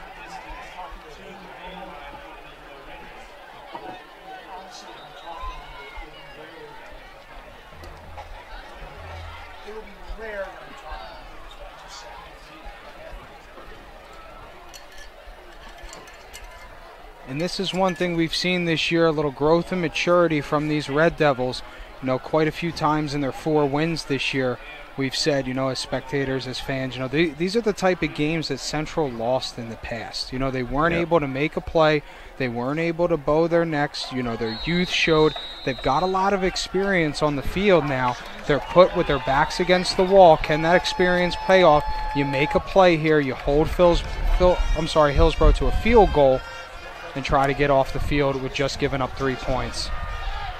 And they run it to the outside, and they will not give up just 3 as Jankowicz finally makes a play here, and we'll get into the touchdown. He's had a quiet night, but gets going there, and will give the Raiders their first points of the night. Took them 3 quarters and about 13 seconds to get it, but they finally make the breakthrough. And that's what we haven't seen from Jankowicz all night, the ability to get out onto the perimeter. He's got elite speed. Once he gets that edge, he's going to go. Right now, Arvani back out for the kick. Well, Advani, rather, I should say, the holder, Jack McNetty. And it is a bit low, but it goes in. Sorry, that was number 81, not Advani there, but nevertheless, the extra point, 7-13 now. And here's where we're going to see that resilience from Central. You know, I'm seeing some heads down, but it's okay. It's one drive. You know, are they going to let Hillsborough back into this game here, or are they going to respond? That's what you want to see from your team. You know, when adversity strikes, are you going to respond? Are you going to feed into the adversity? Or are you going to come back and make a play? And that's one thing we've seen from Central this year.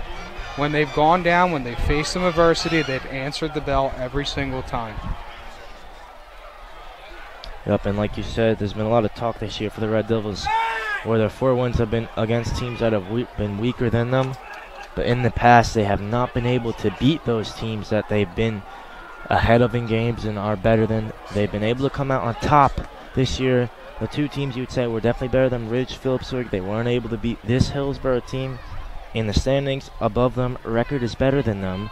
So if they were able to come out on here, it would be a huge stepping stone for them as a team. But the maturity and growth they've shown has been amazing over the course of these last 2 years. As Powell will kick this one off low again and fielded around the 28, as it's a good run there. And you know that's something Coach Ransone had his special teams practicing over the last 2 weeks after a couple of those short kickoffs against Ridge really cost them. You know, when you think about that game, what really turned the tide was giving Ridge the football in plus territory because we weren't able to handle kickoffs. So something obviously Central has worked on, you know, made sure they're secured the kickoff, and now they're going to be in plus position here, you know, just on the other side of the 40. Yep, Freestrom's second one he's caught tonight. It's been another short one, and now good territory to see if Hart can put a good drive forward and give his team and his defense, more importantly, that breathing room going into the closing stages and the crucial business end of this game. Amato in motion, give it to Souse, and good first play for the Red Devils in this drive. Excellent pick up there on first down, getting Jacob Souse on the perimeter, getting your best player the ball in space, able to pick up about 7 yards on first down. Unfortunately, coming up a little gimpy. He has been dealing with some knee issues since the beginning of the season. You know, hopefully we see him back in a couple of plays. Up and today he's been in almost every snap now as they put Veliz back there. You know, Artiega, remember, out with concussion.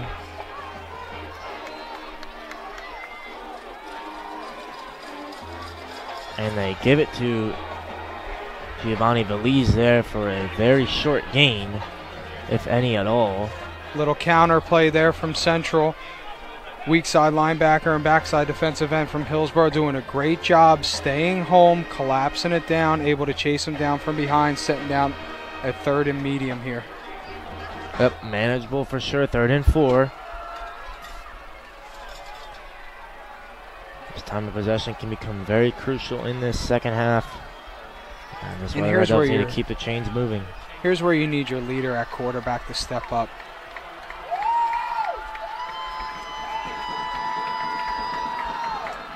And they play action. Hart had to get it away quick, and Gray had to hold on, and they both did it very well. And should get the forward progress for the first down, and that's what the referee points to. Really good work from Hart there to get that one away quickly. And that's exactly what I'm talking about. They go with a little hot route there. 24, the outside linebacker, coming off of the edge. Gray slipping in behind him, running a slant. Hart knows he's going to take a shot. He's got pressure in his face. He holds his water, stays in there, puts the ball on the money, and Central picks up a first down. First down right at the 50. Fisher will snap it to Hart. And it goes out wide there. Quinn Fisher been the center the past 2 years now for the Red Devils. That throw Was out too wide for Gray, and we'll bring up 2nd and 10. And what we're seeing here now, Hillsborough playing some tight man-to-man, really challenging these Central wide receivers, which is going to allow them to bring a couple of linebackers, bring some more pressure. I'd be interested to see if Central is able to get off a double move, maybe a man-beater, see if they can get a big play here. 2nd and 10. Instead, it's for South, and there's no joy going up against Powell on the edge. And Ransone, I think, is disappointed with Salas, maybe the direction he went with that run, but Salas seems to be confused with the blocking on the play there. Well, in that situation, that play is designed to go back up the middle to stay in between the tackles.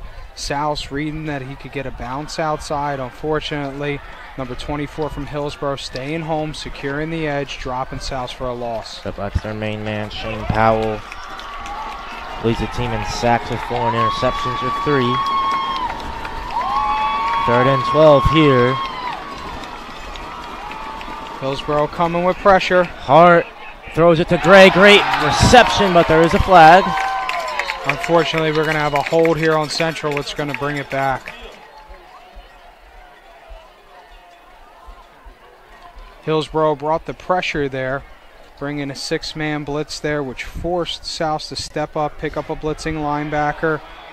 Usually a defensive lineman will come free, one of the offensive linemen picking up a hold, trying to keep their quarterback clean.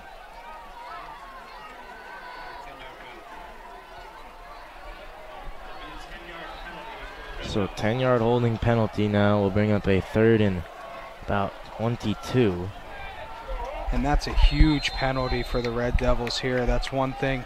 Wiping a 1st down off the board, putting yourself in a 3rd and long situation. Here you just want to pick up a couple of yards. Hart will throw that one away. And there's a flag. Unfortunately, pass interference is a little different in high school, so it's going to be a 15-yard penalty from the spot of the foul, which is not going to give Central an automatic 1st down like it does in college football or the pros.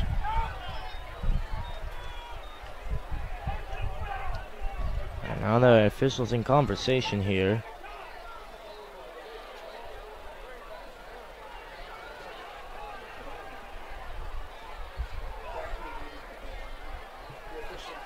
I'm interested to see if they're discussing if this is a personal foul. Yep, that would be huge. It was Mongo who took the hit.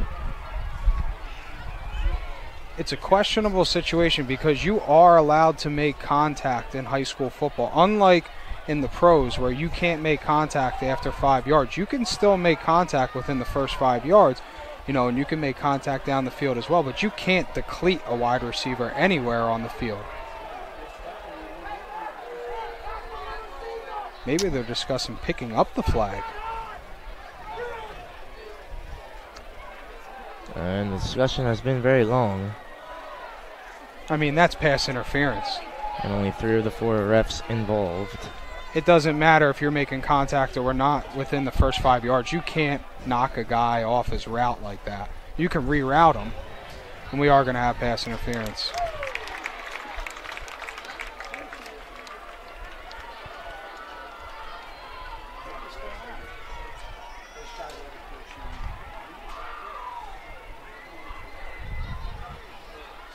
So a 15-yard penalty here, but it's not going to give Central an automatic first down. Well, they still have about 10 yards to go.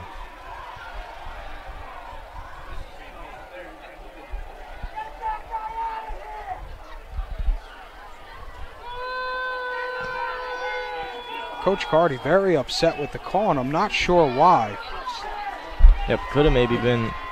Hillsborough's middle linebacker literally depleted our wide receiver, and could have maybe been personal foul, and with some Central fans arguing an ejection, but instead it's just a PI.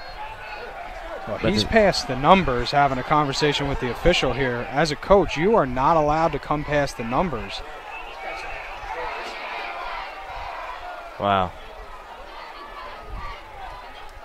You would like to see the referees get control of the situation here. You can't have a coach coming out all the way out to the hash marks arguing a call.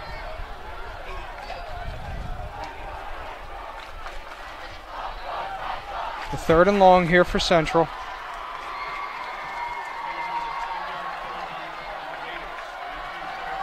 Little check with me. They're going to get the check from the sideline. Make an adjustment after they see how Hillsborough's aligned into the formation. Mongo moves towards that slot. 2 wide receivers on the far side. Hart drops back. Little crossing route. Will throw, find Amato, but will be short. I like the concept there. Man coverage. Reduce the wide receiver, split down, bring them across the formation, drag the tight end across, see if you can get a little rub action. They did, but Amato's going to come up just a little short in decision time here for Coach Ransone. And LaBello there made the good play. Tackle leader for this team. And it will be the offense staying out there. Just 3 yards to go here. Very, very manageable for sure. I think Coach Ransone is going to let this run down, take as much time off the clock as he can, wait for the back judge to start counting out the play clock, and take a timeout after they run it all the way down.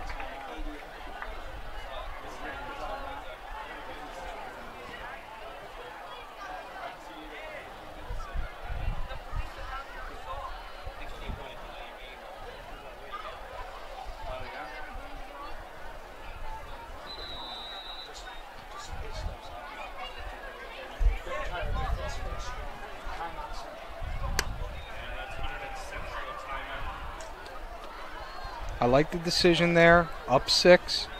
Take this clock under 7 minutes. Take your time. Make a decision.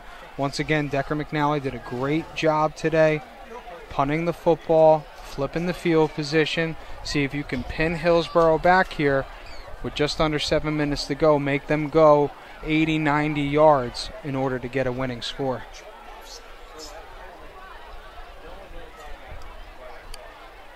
And maybe, just maybe, Coach, another fake in the cards for the Red Devils here. They did it with 4th and 8. It is only 4th and 3. But if not, McNally very capable of pinning in the Raiders within the 15-yard line or below. Well, at this point, especially with the timeout, you know, you expect Hillsborough's coaches to be saying that in the huddle. Hey, guys, watch the football. Watch for the fake. We're going to get the ball back here. We can't make a mistake to give Central another first down without them having to earn it. And it does go to McNally. That's a high one. And it's right inside the 10, and Van Cleef opting for the fair catch. And didn't want to take the chance of the ball potentially taking a good bounce for the Red Devils, but maybe could have gone into the end zone. Nevertheless, it's inside the 10 with 6:52 to go. That's interesting because as a punt returner, you're taught to put your heels on the 10-yard line, and anything over your head, you let it go because there's a very high probability it's going to go into the end zone. You're going to get the ball on the 20-yard line. Instead, Hillsborough's going to have to start on their own 8-yard line here, go 92 yards in order to tie this game up.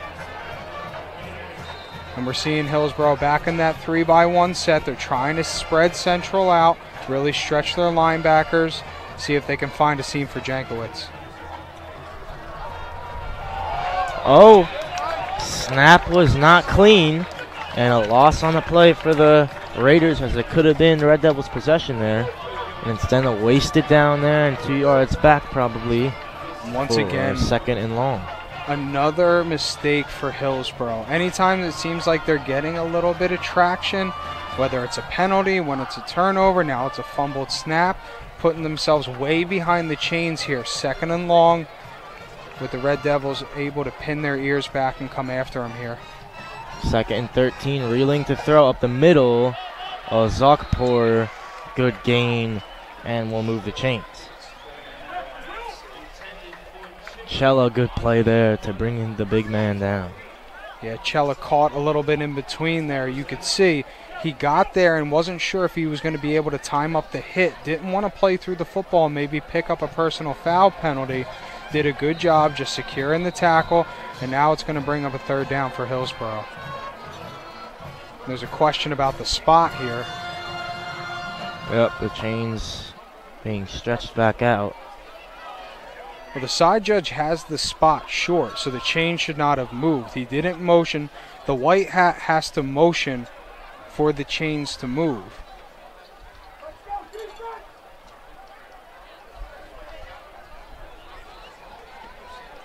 And now they are going to move the chains here. So it'll be a first down from about the 18-yard line. And I don't know about that.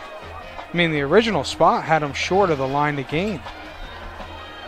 It looked like maybe he got over it and then the spot was poor, but will be a first down with 6:01 to go. Nearing the bookend of this game now.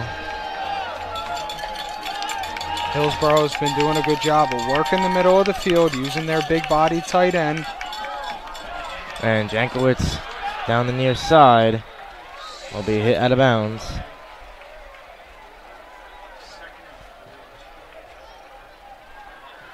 Will be second down and probably 3 or 4.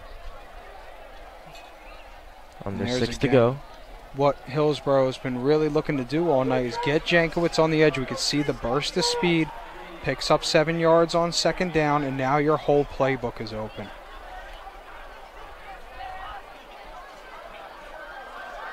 Looks like Central's going to bring a little pressure, straight man coverage across the board.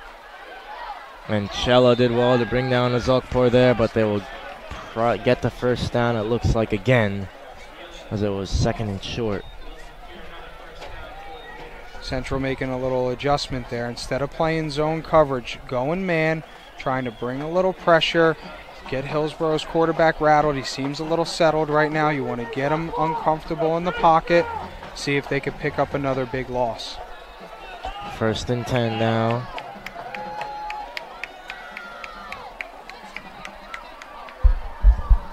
Reeling taking his time here as the clock ticks down to close to the 5-minute mark. Gives it to Jankowitz up the middle, and a crucial touch by Jake Souse as he looked like he could have maybe been away there, but Souse got his leg, and the Hillsborough Raiders really finding their rhythm now as the changes keep moving. Shoestring tackle by Souse there, and you just see the last 2 running plays for Jankowitz. He is dangerous in space. He is 1 play, 1 cut, 1 missed tackle away from going for 6. Reeling towards the far side and pushed out of bounds there is Ra, who's had an eventful day. Hillsborough not complicating things here. Running hitches, running slants, running curls, running comeback routes, just trying to get the ball out quickly, not allowing Central to get that pass rush going for a negative play.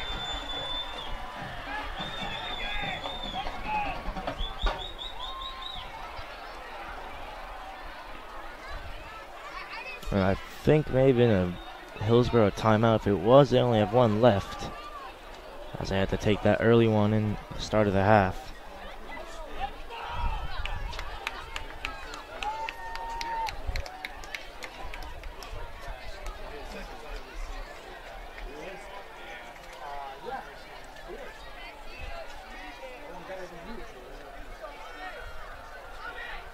And for Central, this is where you need your leaders on defense, your senior leaders like Jacob Souse to step up, make a play, see if we can get a turnover, go after the football. You know, after a wide receiver secures a catch, see if we could jar that ball out, you know, make a big play.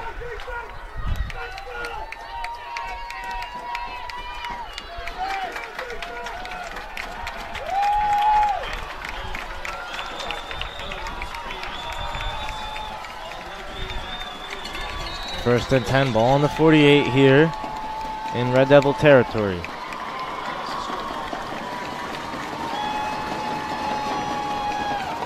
Reeling will air one out. Oh, that could be good. And a flag on not Francois. It is, who is that on that far side? Looks like number 20. Matthew Smith there. Tough situation for the corner there. He gets a little wheel route. He stays over the top of it. Had a step. The receiver had a step on him, and rather be safe than sorry, he brings down the wide receiver. Even though the ball was overthrown, it's not the worst thing in the world. Yes, it's a big penalty. Yes, it's a 15-yard penalty, and it's going to set up first down here for Hillsborough. But in that situation, being up 6, You'd rather give up the penalty than the touchdown. 4:33 to go now. Reeling will drop back. Will throw, and that one's over the head there of Ruh. And there was an example there. Coach Bill dialing up the pressure. He's not going to let this quarterback just sit back there and continue to throw 5, 7, 10-yard hitch routes in rhythm, bringing pressure up the middle, in his face, get him rattled, make the ball come out before he wanted it to, and we forced an overthrow.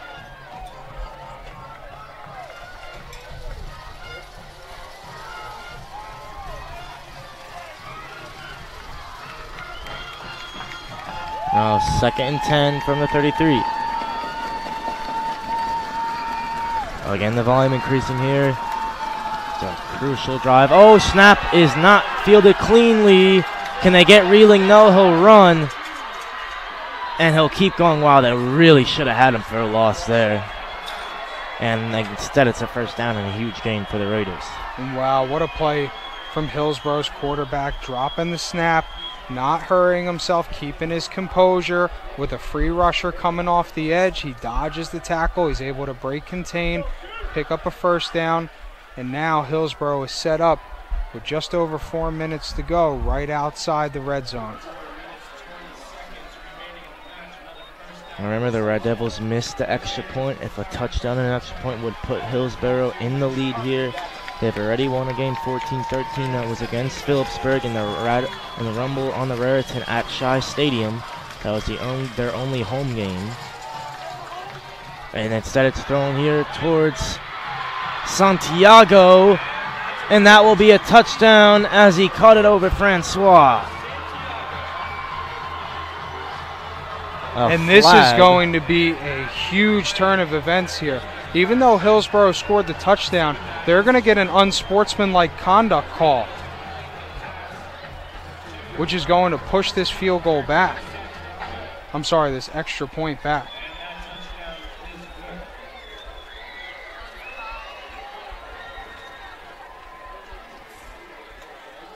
Or maybe not. They'll have to take it on the kickoff. Yep, usually it goes, I think, at the kickoff.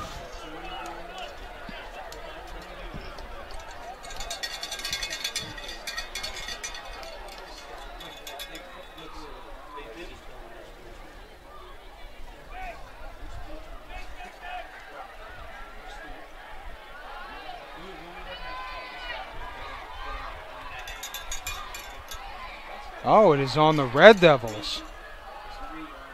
Wow. Personal foul on the Red Devils. And instead, it looks like Reeling will be staying out, and they're going to try to go for 2.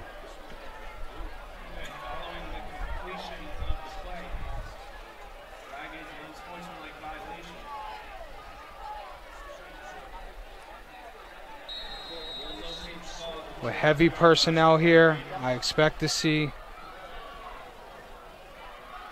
the quarterback sneak. A little Jalen Hurts push here.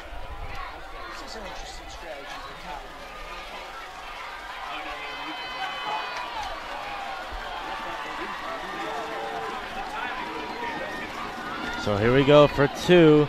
It's a pitch to Jankowicz. Oh, and he stopped didn't short. Get it. So they stay knotted up at 13 here. Jankowicz stops short there. Chella, great play there. Souse there as well. And what a call from Coach Carty from Hillsborough, especially after what happened 2 weeks ago in their game against Phillipsburg at Shai Stadium. Phillipsburg, in a very similar situation, went for 2, down 14-13. Hillsborough was able to stop them and was able to win the football game.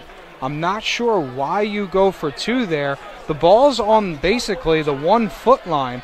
You have a 6-foot-plus quarterback who can literally fall over into the end zone to pick up the 2 points. Instead, you run a pitch out on the edge, you come up short, and now you have a tie ball game.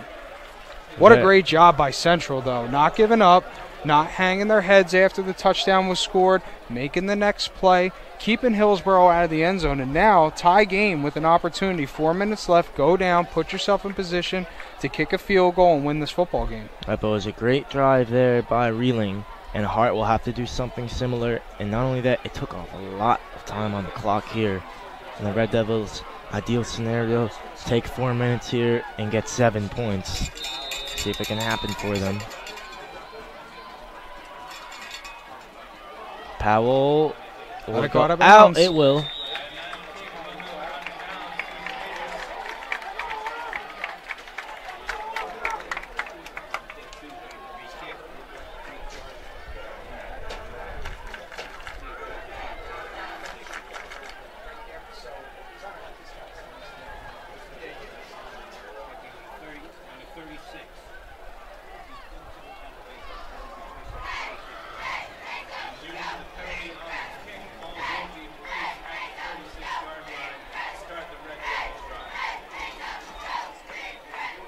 Good break for Central there.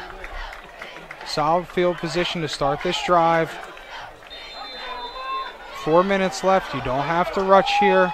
You have your whole playbook at your disposal. You just want to pick up positive yardage here on first down. Ball at the 36. Amato in motion. Here's Souse. Counter up play the for middle. Souse, and he's gonna... Here we go. Over midfield, still going there. Wow. He drove 2 or 3 Raiders there. And great play by Jake Souse. And I love the adjustment that Coach Connell is making. They're going to that bunch set all game. They bring Amato back into motion. Go 2 by 2 in the formation. Use him to run a play called F-Tray, where they're bringing the H-back back across the formation, where Hillsborough is loaded up to stop any outside zone. Souse again up the middle. And we'll have a gain of close to 6.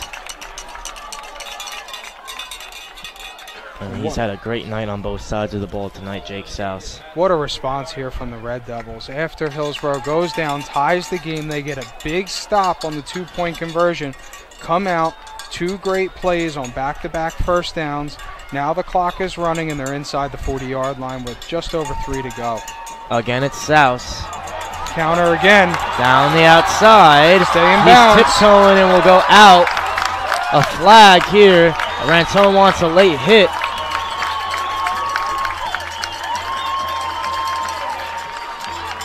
And talk about a mental mistake.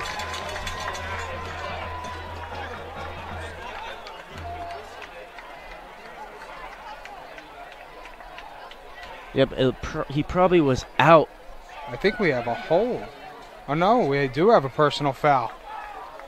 It's going to be a late hit out of bounds. This is going to be a 15-yard penalty. This is going to put Central inside the red zone here with just over 3 to go. Huge there. Another crucial error from this Raiders team. We've been talking all night about it was going to be the team who made the least amount of mistakes.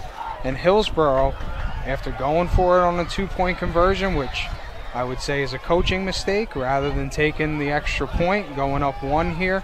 Now a late hit out of bounds is going to put Central in business with only 3 minutes left to go in this game.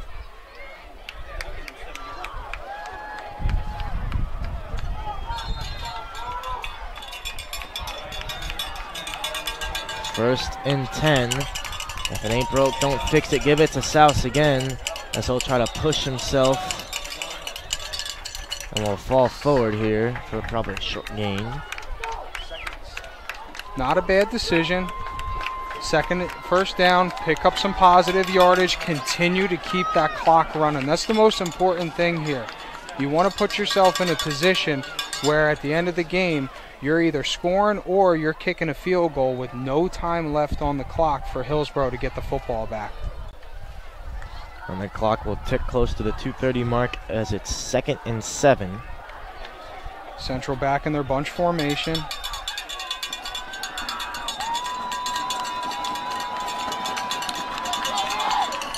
Hart will give once it to again. Souse. Try to cut it back. And not much gain there.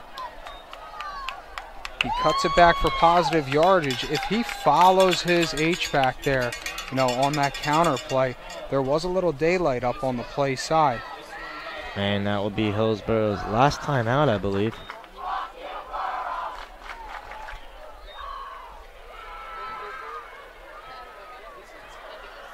So 13 all now.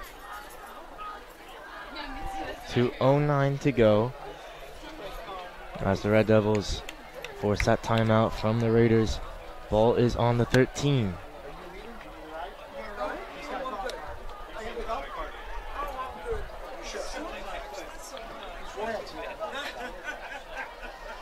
With 2:09 left on the clock, Coach Ransone has a very interesting decision to make here.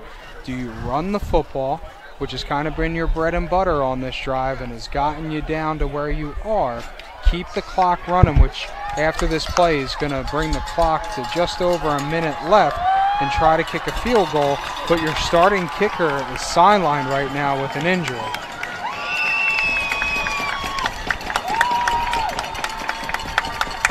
Little check with me, and he's going to take a timeout. And you can see just how much this play really means to the Red Devils here. They need to get it right. Back to that bunch formation again. This is what I've been talking about all game. Coach Connell Joyce, the offensive coordinator, having a complement off of running the football, that heavy tendency to run the football to that bunch trip side. Does he have any play action off of it? Possibly a little flood concept where you're leveling out those man-to-man defenders from Hillsborough. See if he can get one of the receivers out in the flat, be able to turn up field, get some space, and pick up this first down.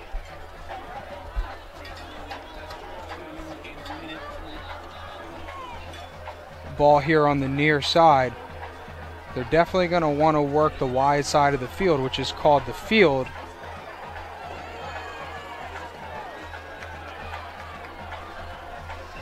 Once again, the bunch trip set up to the field side. Single coverage down here on the bottom. Yep, Mongo all alone. And so they give it to Souse, who will go again for no gain. Will be probably 4th and 5. And Lopez certainly can hit a field goal from here. It was very manageable for a kicker of his quality, but I feel like they really just left too much time on the clock. It's almost like the personal foul penalty kind of got them 15 yards closer, but also probably would have taken off 30 extra seconds here if they got to that point without that penalty. Yeah, and it seems like it took a little bit of their aggressiveness away. I understand the concept, trying to run the football, milk the clock, not have any turnovers.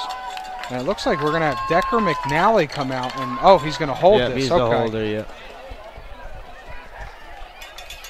Remember, last kick attempt from Lopez from the extra point was blocked. Alan Lopez did make a big kick at Hillsborough earlier. At Bridgewater earlier this year. So he's got the leg.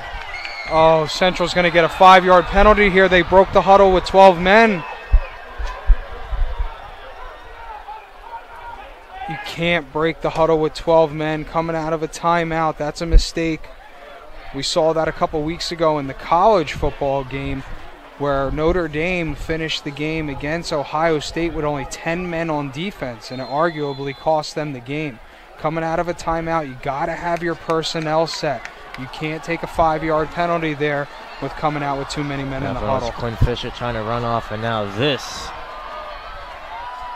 is a big one for Lopez. It's up, and it's wide left.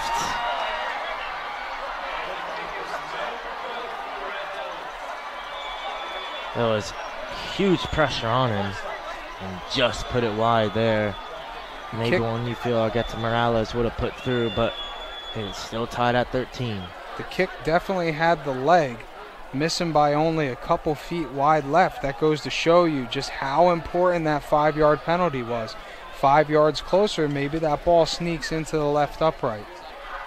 But now Central got to turn the page, make the next play. Defense going to have to bow their necks here.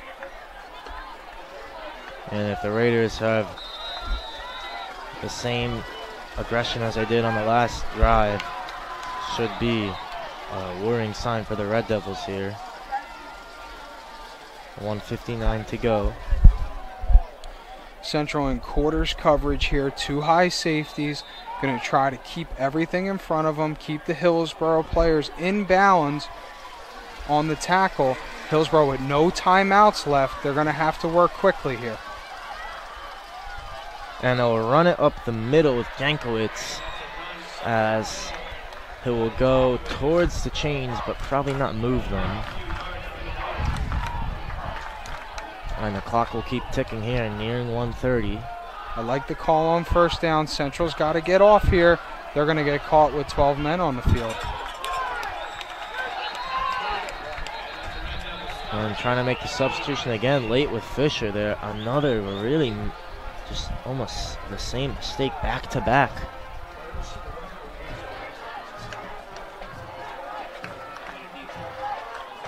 Now, unlike college football, the umpire is not going to hold the snap when the offense makes a substitution. You need to be on your game in high school football.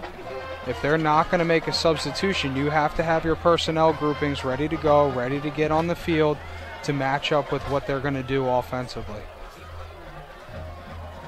And that penalty also stops the clock just before it was 1 tick away from 1:30.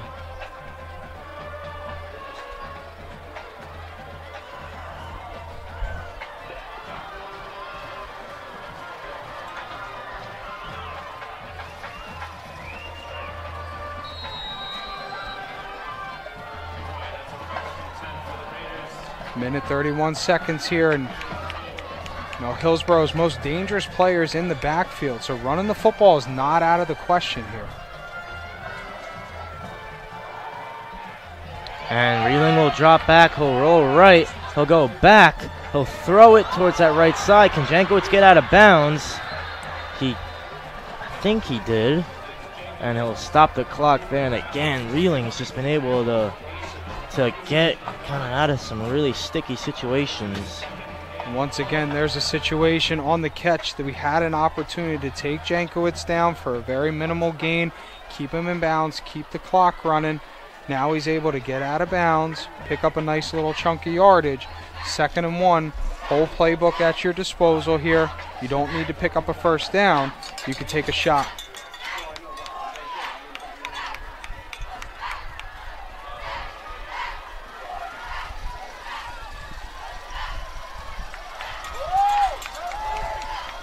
Second and 1 now. Jankowitz out of the backfield on an arrow route. He falls down. Oh, Reeling, they do get him this time. Wow, and I've been waiting to see that all night. Them using Jankowitz as a receiver out of the backfield. Right there, he runs a little angle route where he comes out around the tackle. He's going to cut across the face of the linebacker. They're going to try and get him in a one-on-one matchup with a linebacker in space, and he falls down. 50 seconds to go as Reeling will throw out ride. Oh, and what a play. Nearly Matthew Smith caught that one. 46 seconds left, and now it'll be a 4th down, I believe. Matthew Smith driving on that football, making a big play, making up for that earlier pass interference play. Going to bring up about 4th and a long 3 here.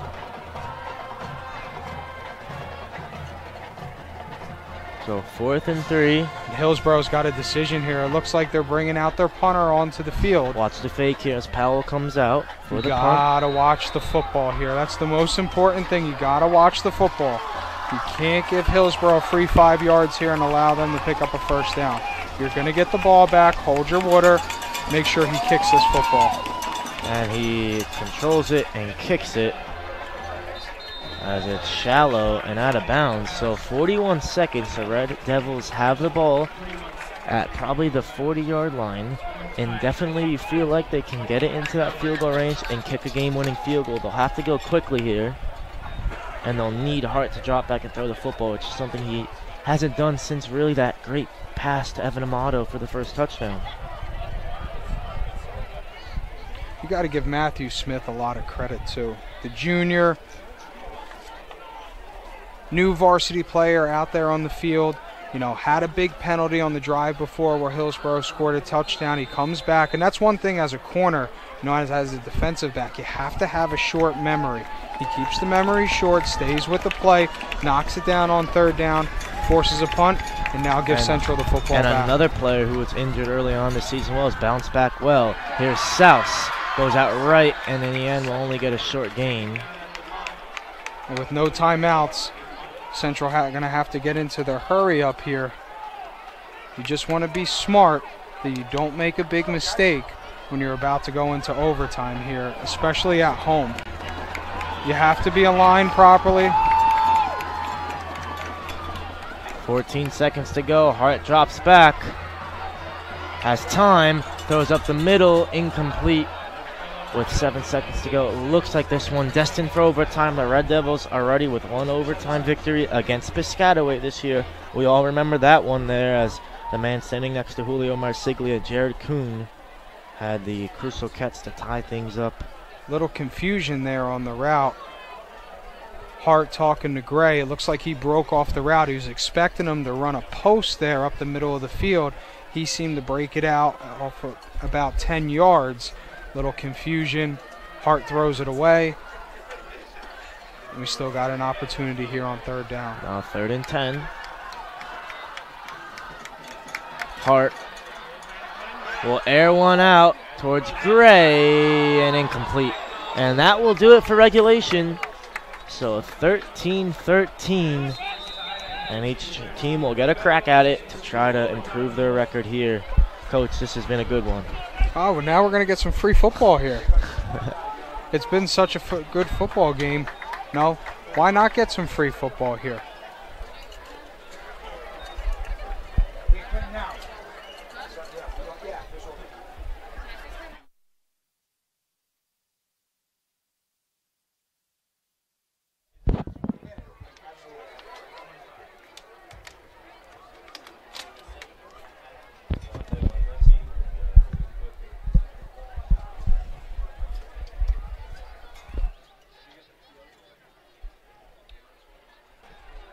So back here for a coin toss to decide the end and which team gets possession first. So just for the rules on this overtime, it is no clock. Each team gets a possession from the opposing team's 20-yard line, I believe, and then they're just trying to score or get whatever they can, and then the other team either has to tie it or do one better.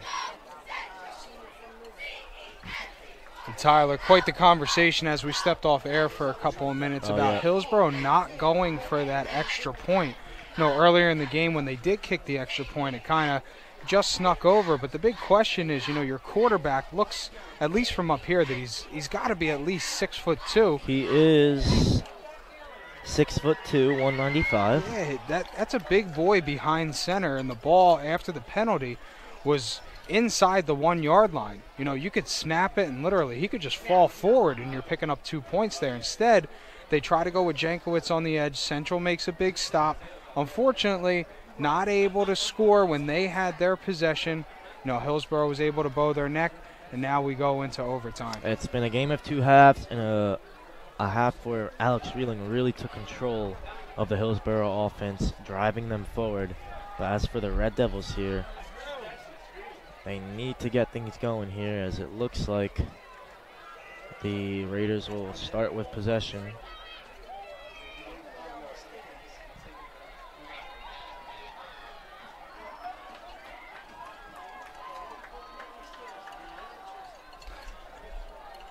And it depends on your philosophy, you know, in overtime, whether it's an advantage to be on offense first or be on defense first.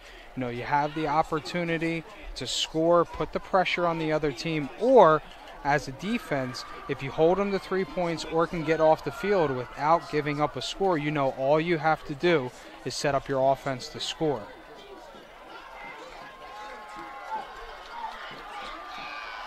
Yep, defensively this is huge. It's something that the Red Devils defended really well against Piscataway when they won in overtime. If they can do that again, it will be huge here. And all these fans hoping that these lights flicker, and that we have this place rocking for a Red Devils victory. But first it's Jankowitz and the Raiders, as well as Reeling here, who will go out and throw towards Azok. Oh, Chella, huge play. What a break on the football by Chella. Hillsborough has been going to those little 5-yard hitch routes all night. You know, Chella making an adjustment as the game goes on, seeing the wide receivers break, make a great break on the football, get his hands on it, and that's going to bring up 2nd and 10. Excellent play from Chella. Excellent night he's been having. 2nd and 10. Reeling will air this one out, and that is a very poor throw there. And just like that, 2 plays gone. Once again, confusion on the route there. Number 7 from Hillsborough. Yep, Azokpor there. Trying to run a smash concept. He should have been breaking out towards the pylon, running a flag route. Quarterback obviously anticipating him going out there, threw the ball out there. Confusion on the route, brings up an incompletion. And now 3rd and long. Let's see what Coach Bill dials up here. See if he brings some pressure, tries to heat up Reeling. Looks like they're coming off the edge up top. Reeling and they're going to get it to him. Sook there. Espinant as well. Fisher in the mix and Reeling to the ground for the Red Devils. I love that call by Coach Bill there. You know, they're keeping the running back in to protect, so that means they have a 6-man protection. Coach Bill bringing 2 guys off the edge, an inside linebacker, an outside linebacker. That means you're bringing 6 on the blitz. That means you got a hat on the hat, and hopefully you're hoping somebody wins up front. Hillsborough are going to elect to go for it here on 4th down as they're out of field goal range. 4th and 10 for Reeling. He'll drop back. South is there, airs one out for Francois and Santiago.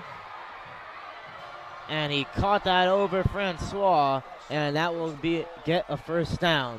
And that's something as a defensive back, you know, hopefully after watching film, they'll go back and work on it this week at practice. You never want to stop and jump for the football. You want to make contact with the wide receiver. You call your hands your 3rd eye. You want to be able to keep contact with that wide receiver, keep your 3rd eye on him, and play up through the football. Huge play, and Jankowitz does not break the plane, I believe.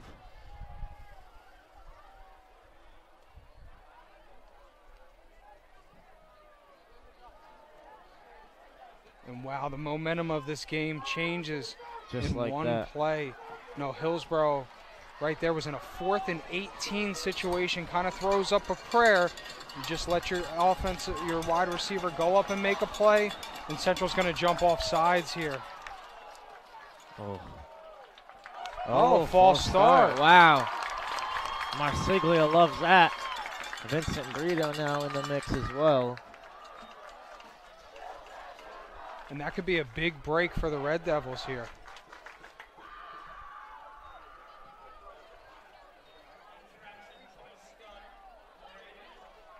Five-yard penalty is going to take that quarterback sneak out of play here, at least for this next play.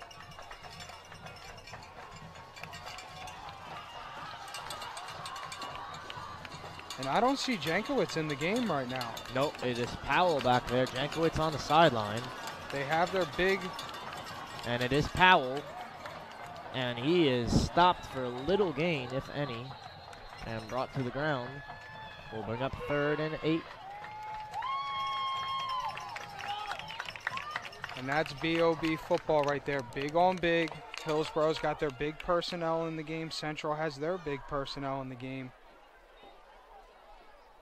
Able to bow their necks there, make a stop, bring up 3rd down. Hillsborough bringing back Jankowitz, another wide receiver. Probably going to see a little bit more of a spread package here. And it is lots of wide receiver options there. It's Santiago again against Francois, 3rd and 4. 3-by-1 set for Hillsborough. They're going to try and get Reeling out on the edge. And they got Azokpor, and he is in the end zone. A flag on the play, flag holding. Wow. This Raiders team really has struggled all night with these mistakes. And schematically, You know, that's one of the things that you put yourself in position for. When you go sprint protection like that and you roll out on the edge, now any defensive lineman who is crossing face of the offensive lineman, automatically the offensive lineman's first instinct is going to be to grab the jersey, not get beat across his face, and keep protection for his quarterback, and it costs Hillsborough there.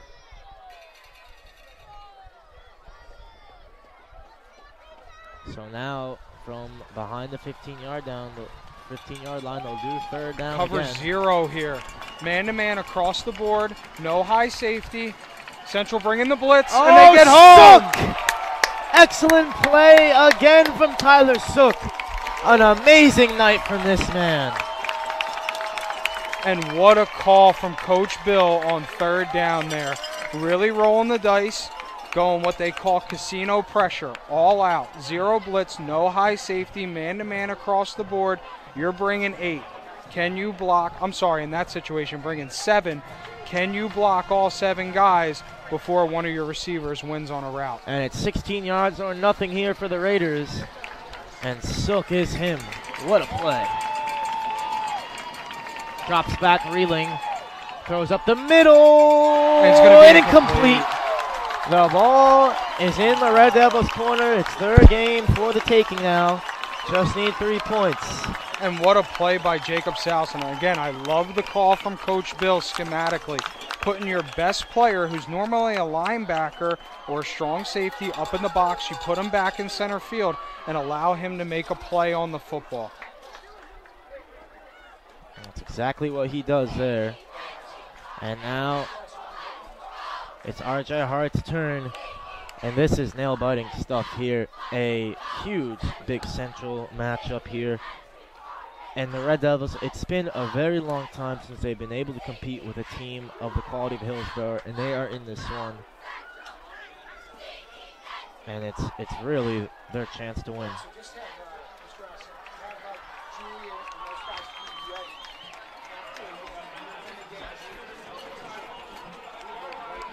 So Hart from the 25 will give it to South, not before flags and whistles. Gonna get a false start here. And not the start they're looking for.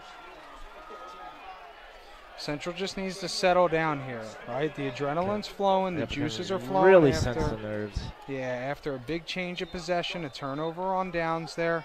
Take a deep breath, get your play call in, get your assignments, and execute.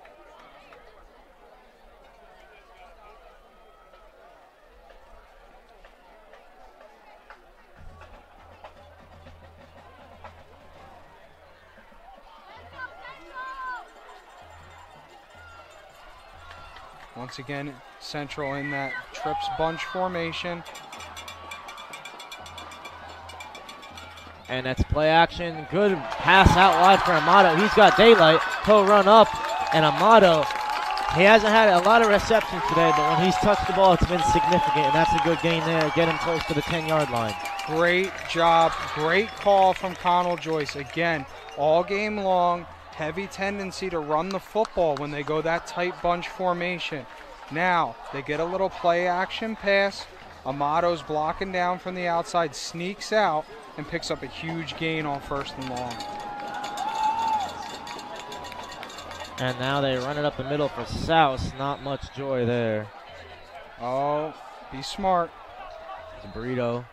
And that's one where you can't let your emotions get the best of you. Yep, you're in a situation to put this game away. You can't do anything silly here that's going to cost your team yardage when you're down near the goal line. And that 1st down play, that's something you're setting up all game long. You always have counters, especially in the pass game, off of your run plays. And I'm sure that's something all game long Coach Connell was waiting for him to get the right look, the right formation, and he calls it at the perfect time. So 9 yards to go, 2nd and 9. Man coverage. Ooh. Try to throw it in the seam there. They want a flag there. I think it was, let's see who it was, maybe Francois or Gray there. Yep, it was Gray. I am in agreement with Coach Ransone there. That looked certainly like a flag. Linebacker breaking on the route, gets his left arm over the top of the upfield shoulder of the wide receiver. Coming in, getting there a little early. Definitely disrupting his ability to make the catch. It looked like pass interference, but at this point in the game, in overtime, official's going to let him play a little bit. It's almost got to be even just a short gain here to make this kick that much easier for Games Lopez if they don't punch it in. Hart just throws that one into the a great Raiders decision. Pass rusher. Great decision by R.J. Hart there to not take the sack.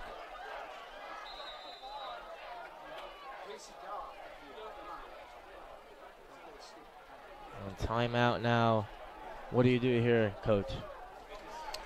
You got to kick the field goal. I mean, Lopez had the leg last time. You know, from this distance, remember, he was kicking from just past the 20-yard line, and it was about a yard wide left after that 5-yard penalty where they had 12 men on the field. If that ball's 5 yards closer, that ball probably sneaks in the left upright here. So you know he's got the leg. He's closer. It's going to be a little bit further than an extra point, about 7 yards further, something you practice all the time. And this is a huge moment for the first time varsity, the first year he's ever played football. And no timeouts here for Hillsborough, so they can't ice the kicker. So this is it. Alan Lopez Gamez. The kick is up. And it is no good again. Wide left, or wide right, I should say.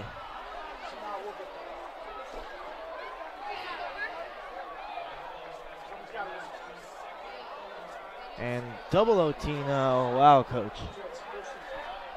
Now, I would have to question, and you don't have the option where to put the ball. So the last time Central snapped the ball was in the middle of the field. Ransone looks very disappointed, the head official coming to him now. I think he's disappointed about where that ball was spotted. So on the incomplete pass on third down, R.J. Hart, the ball was in the middle of the field. Then that ball gets moved to the right hash mark, which the kick missed wide right. I am really interested about the spot of that football.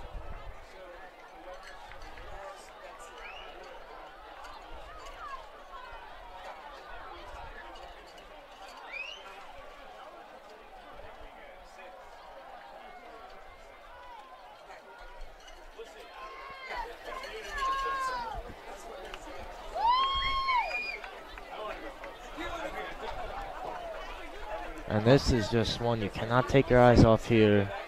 It's just really hard there for the Red Devils. Deserved, you felt, just to punch that one through, but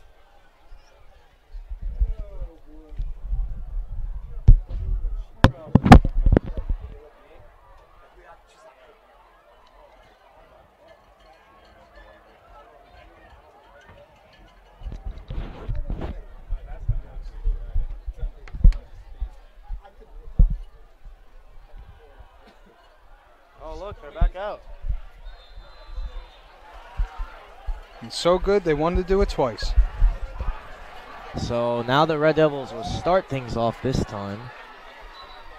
Whistles, flags, false start again.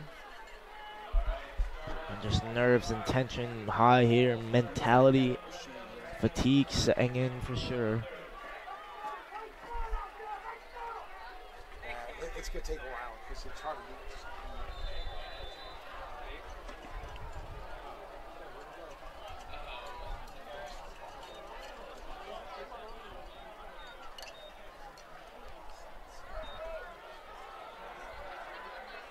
Once again, Central needs to hold their composure here. Turn the page. That's where you're going to need your leader here to take that air out of the game here as Hart rolls out. Has a motto. Oh, throws it short.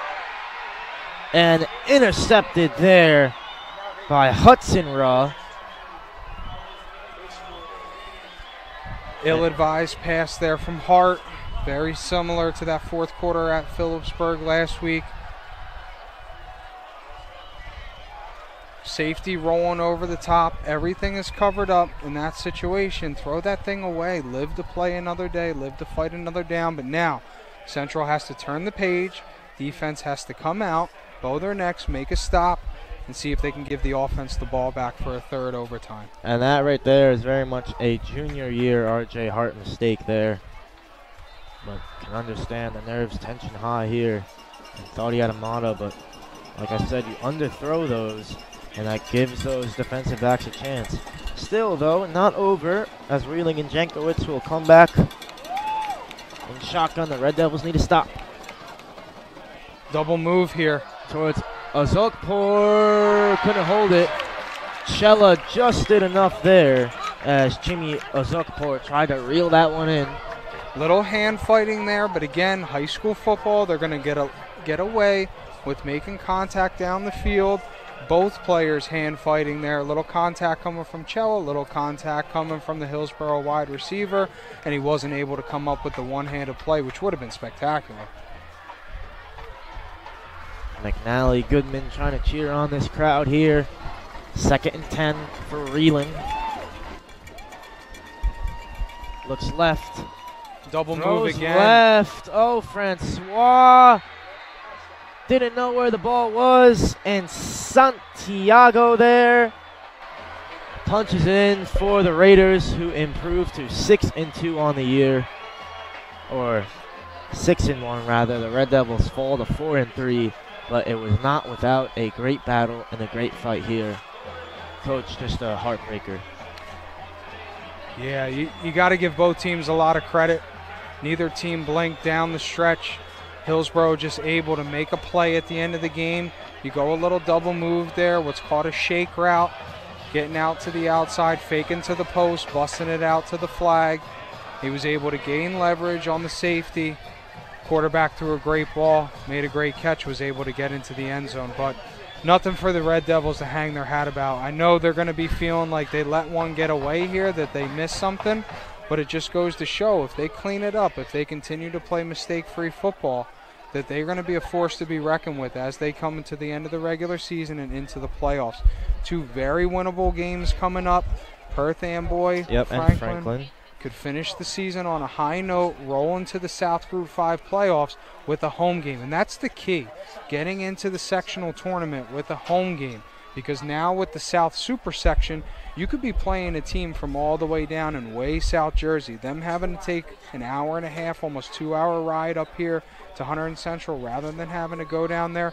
There's still a lot to play for this season. And when they go back and watch the film, there's going to be some missed opportunities, going to be some things they need to clean up, but definitely a lot of positives that they can take out of this game tonight. The Red Devils are at this level. They have significantly improved and lost a heartbreaker today. Thank you, everyone, for tuning in tonight, and have a great evening.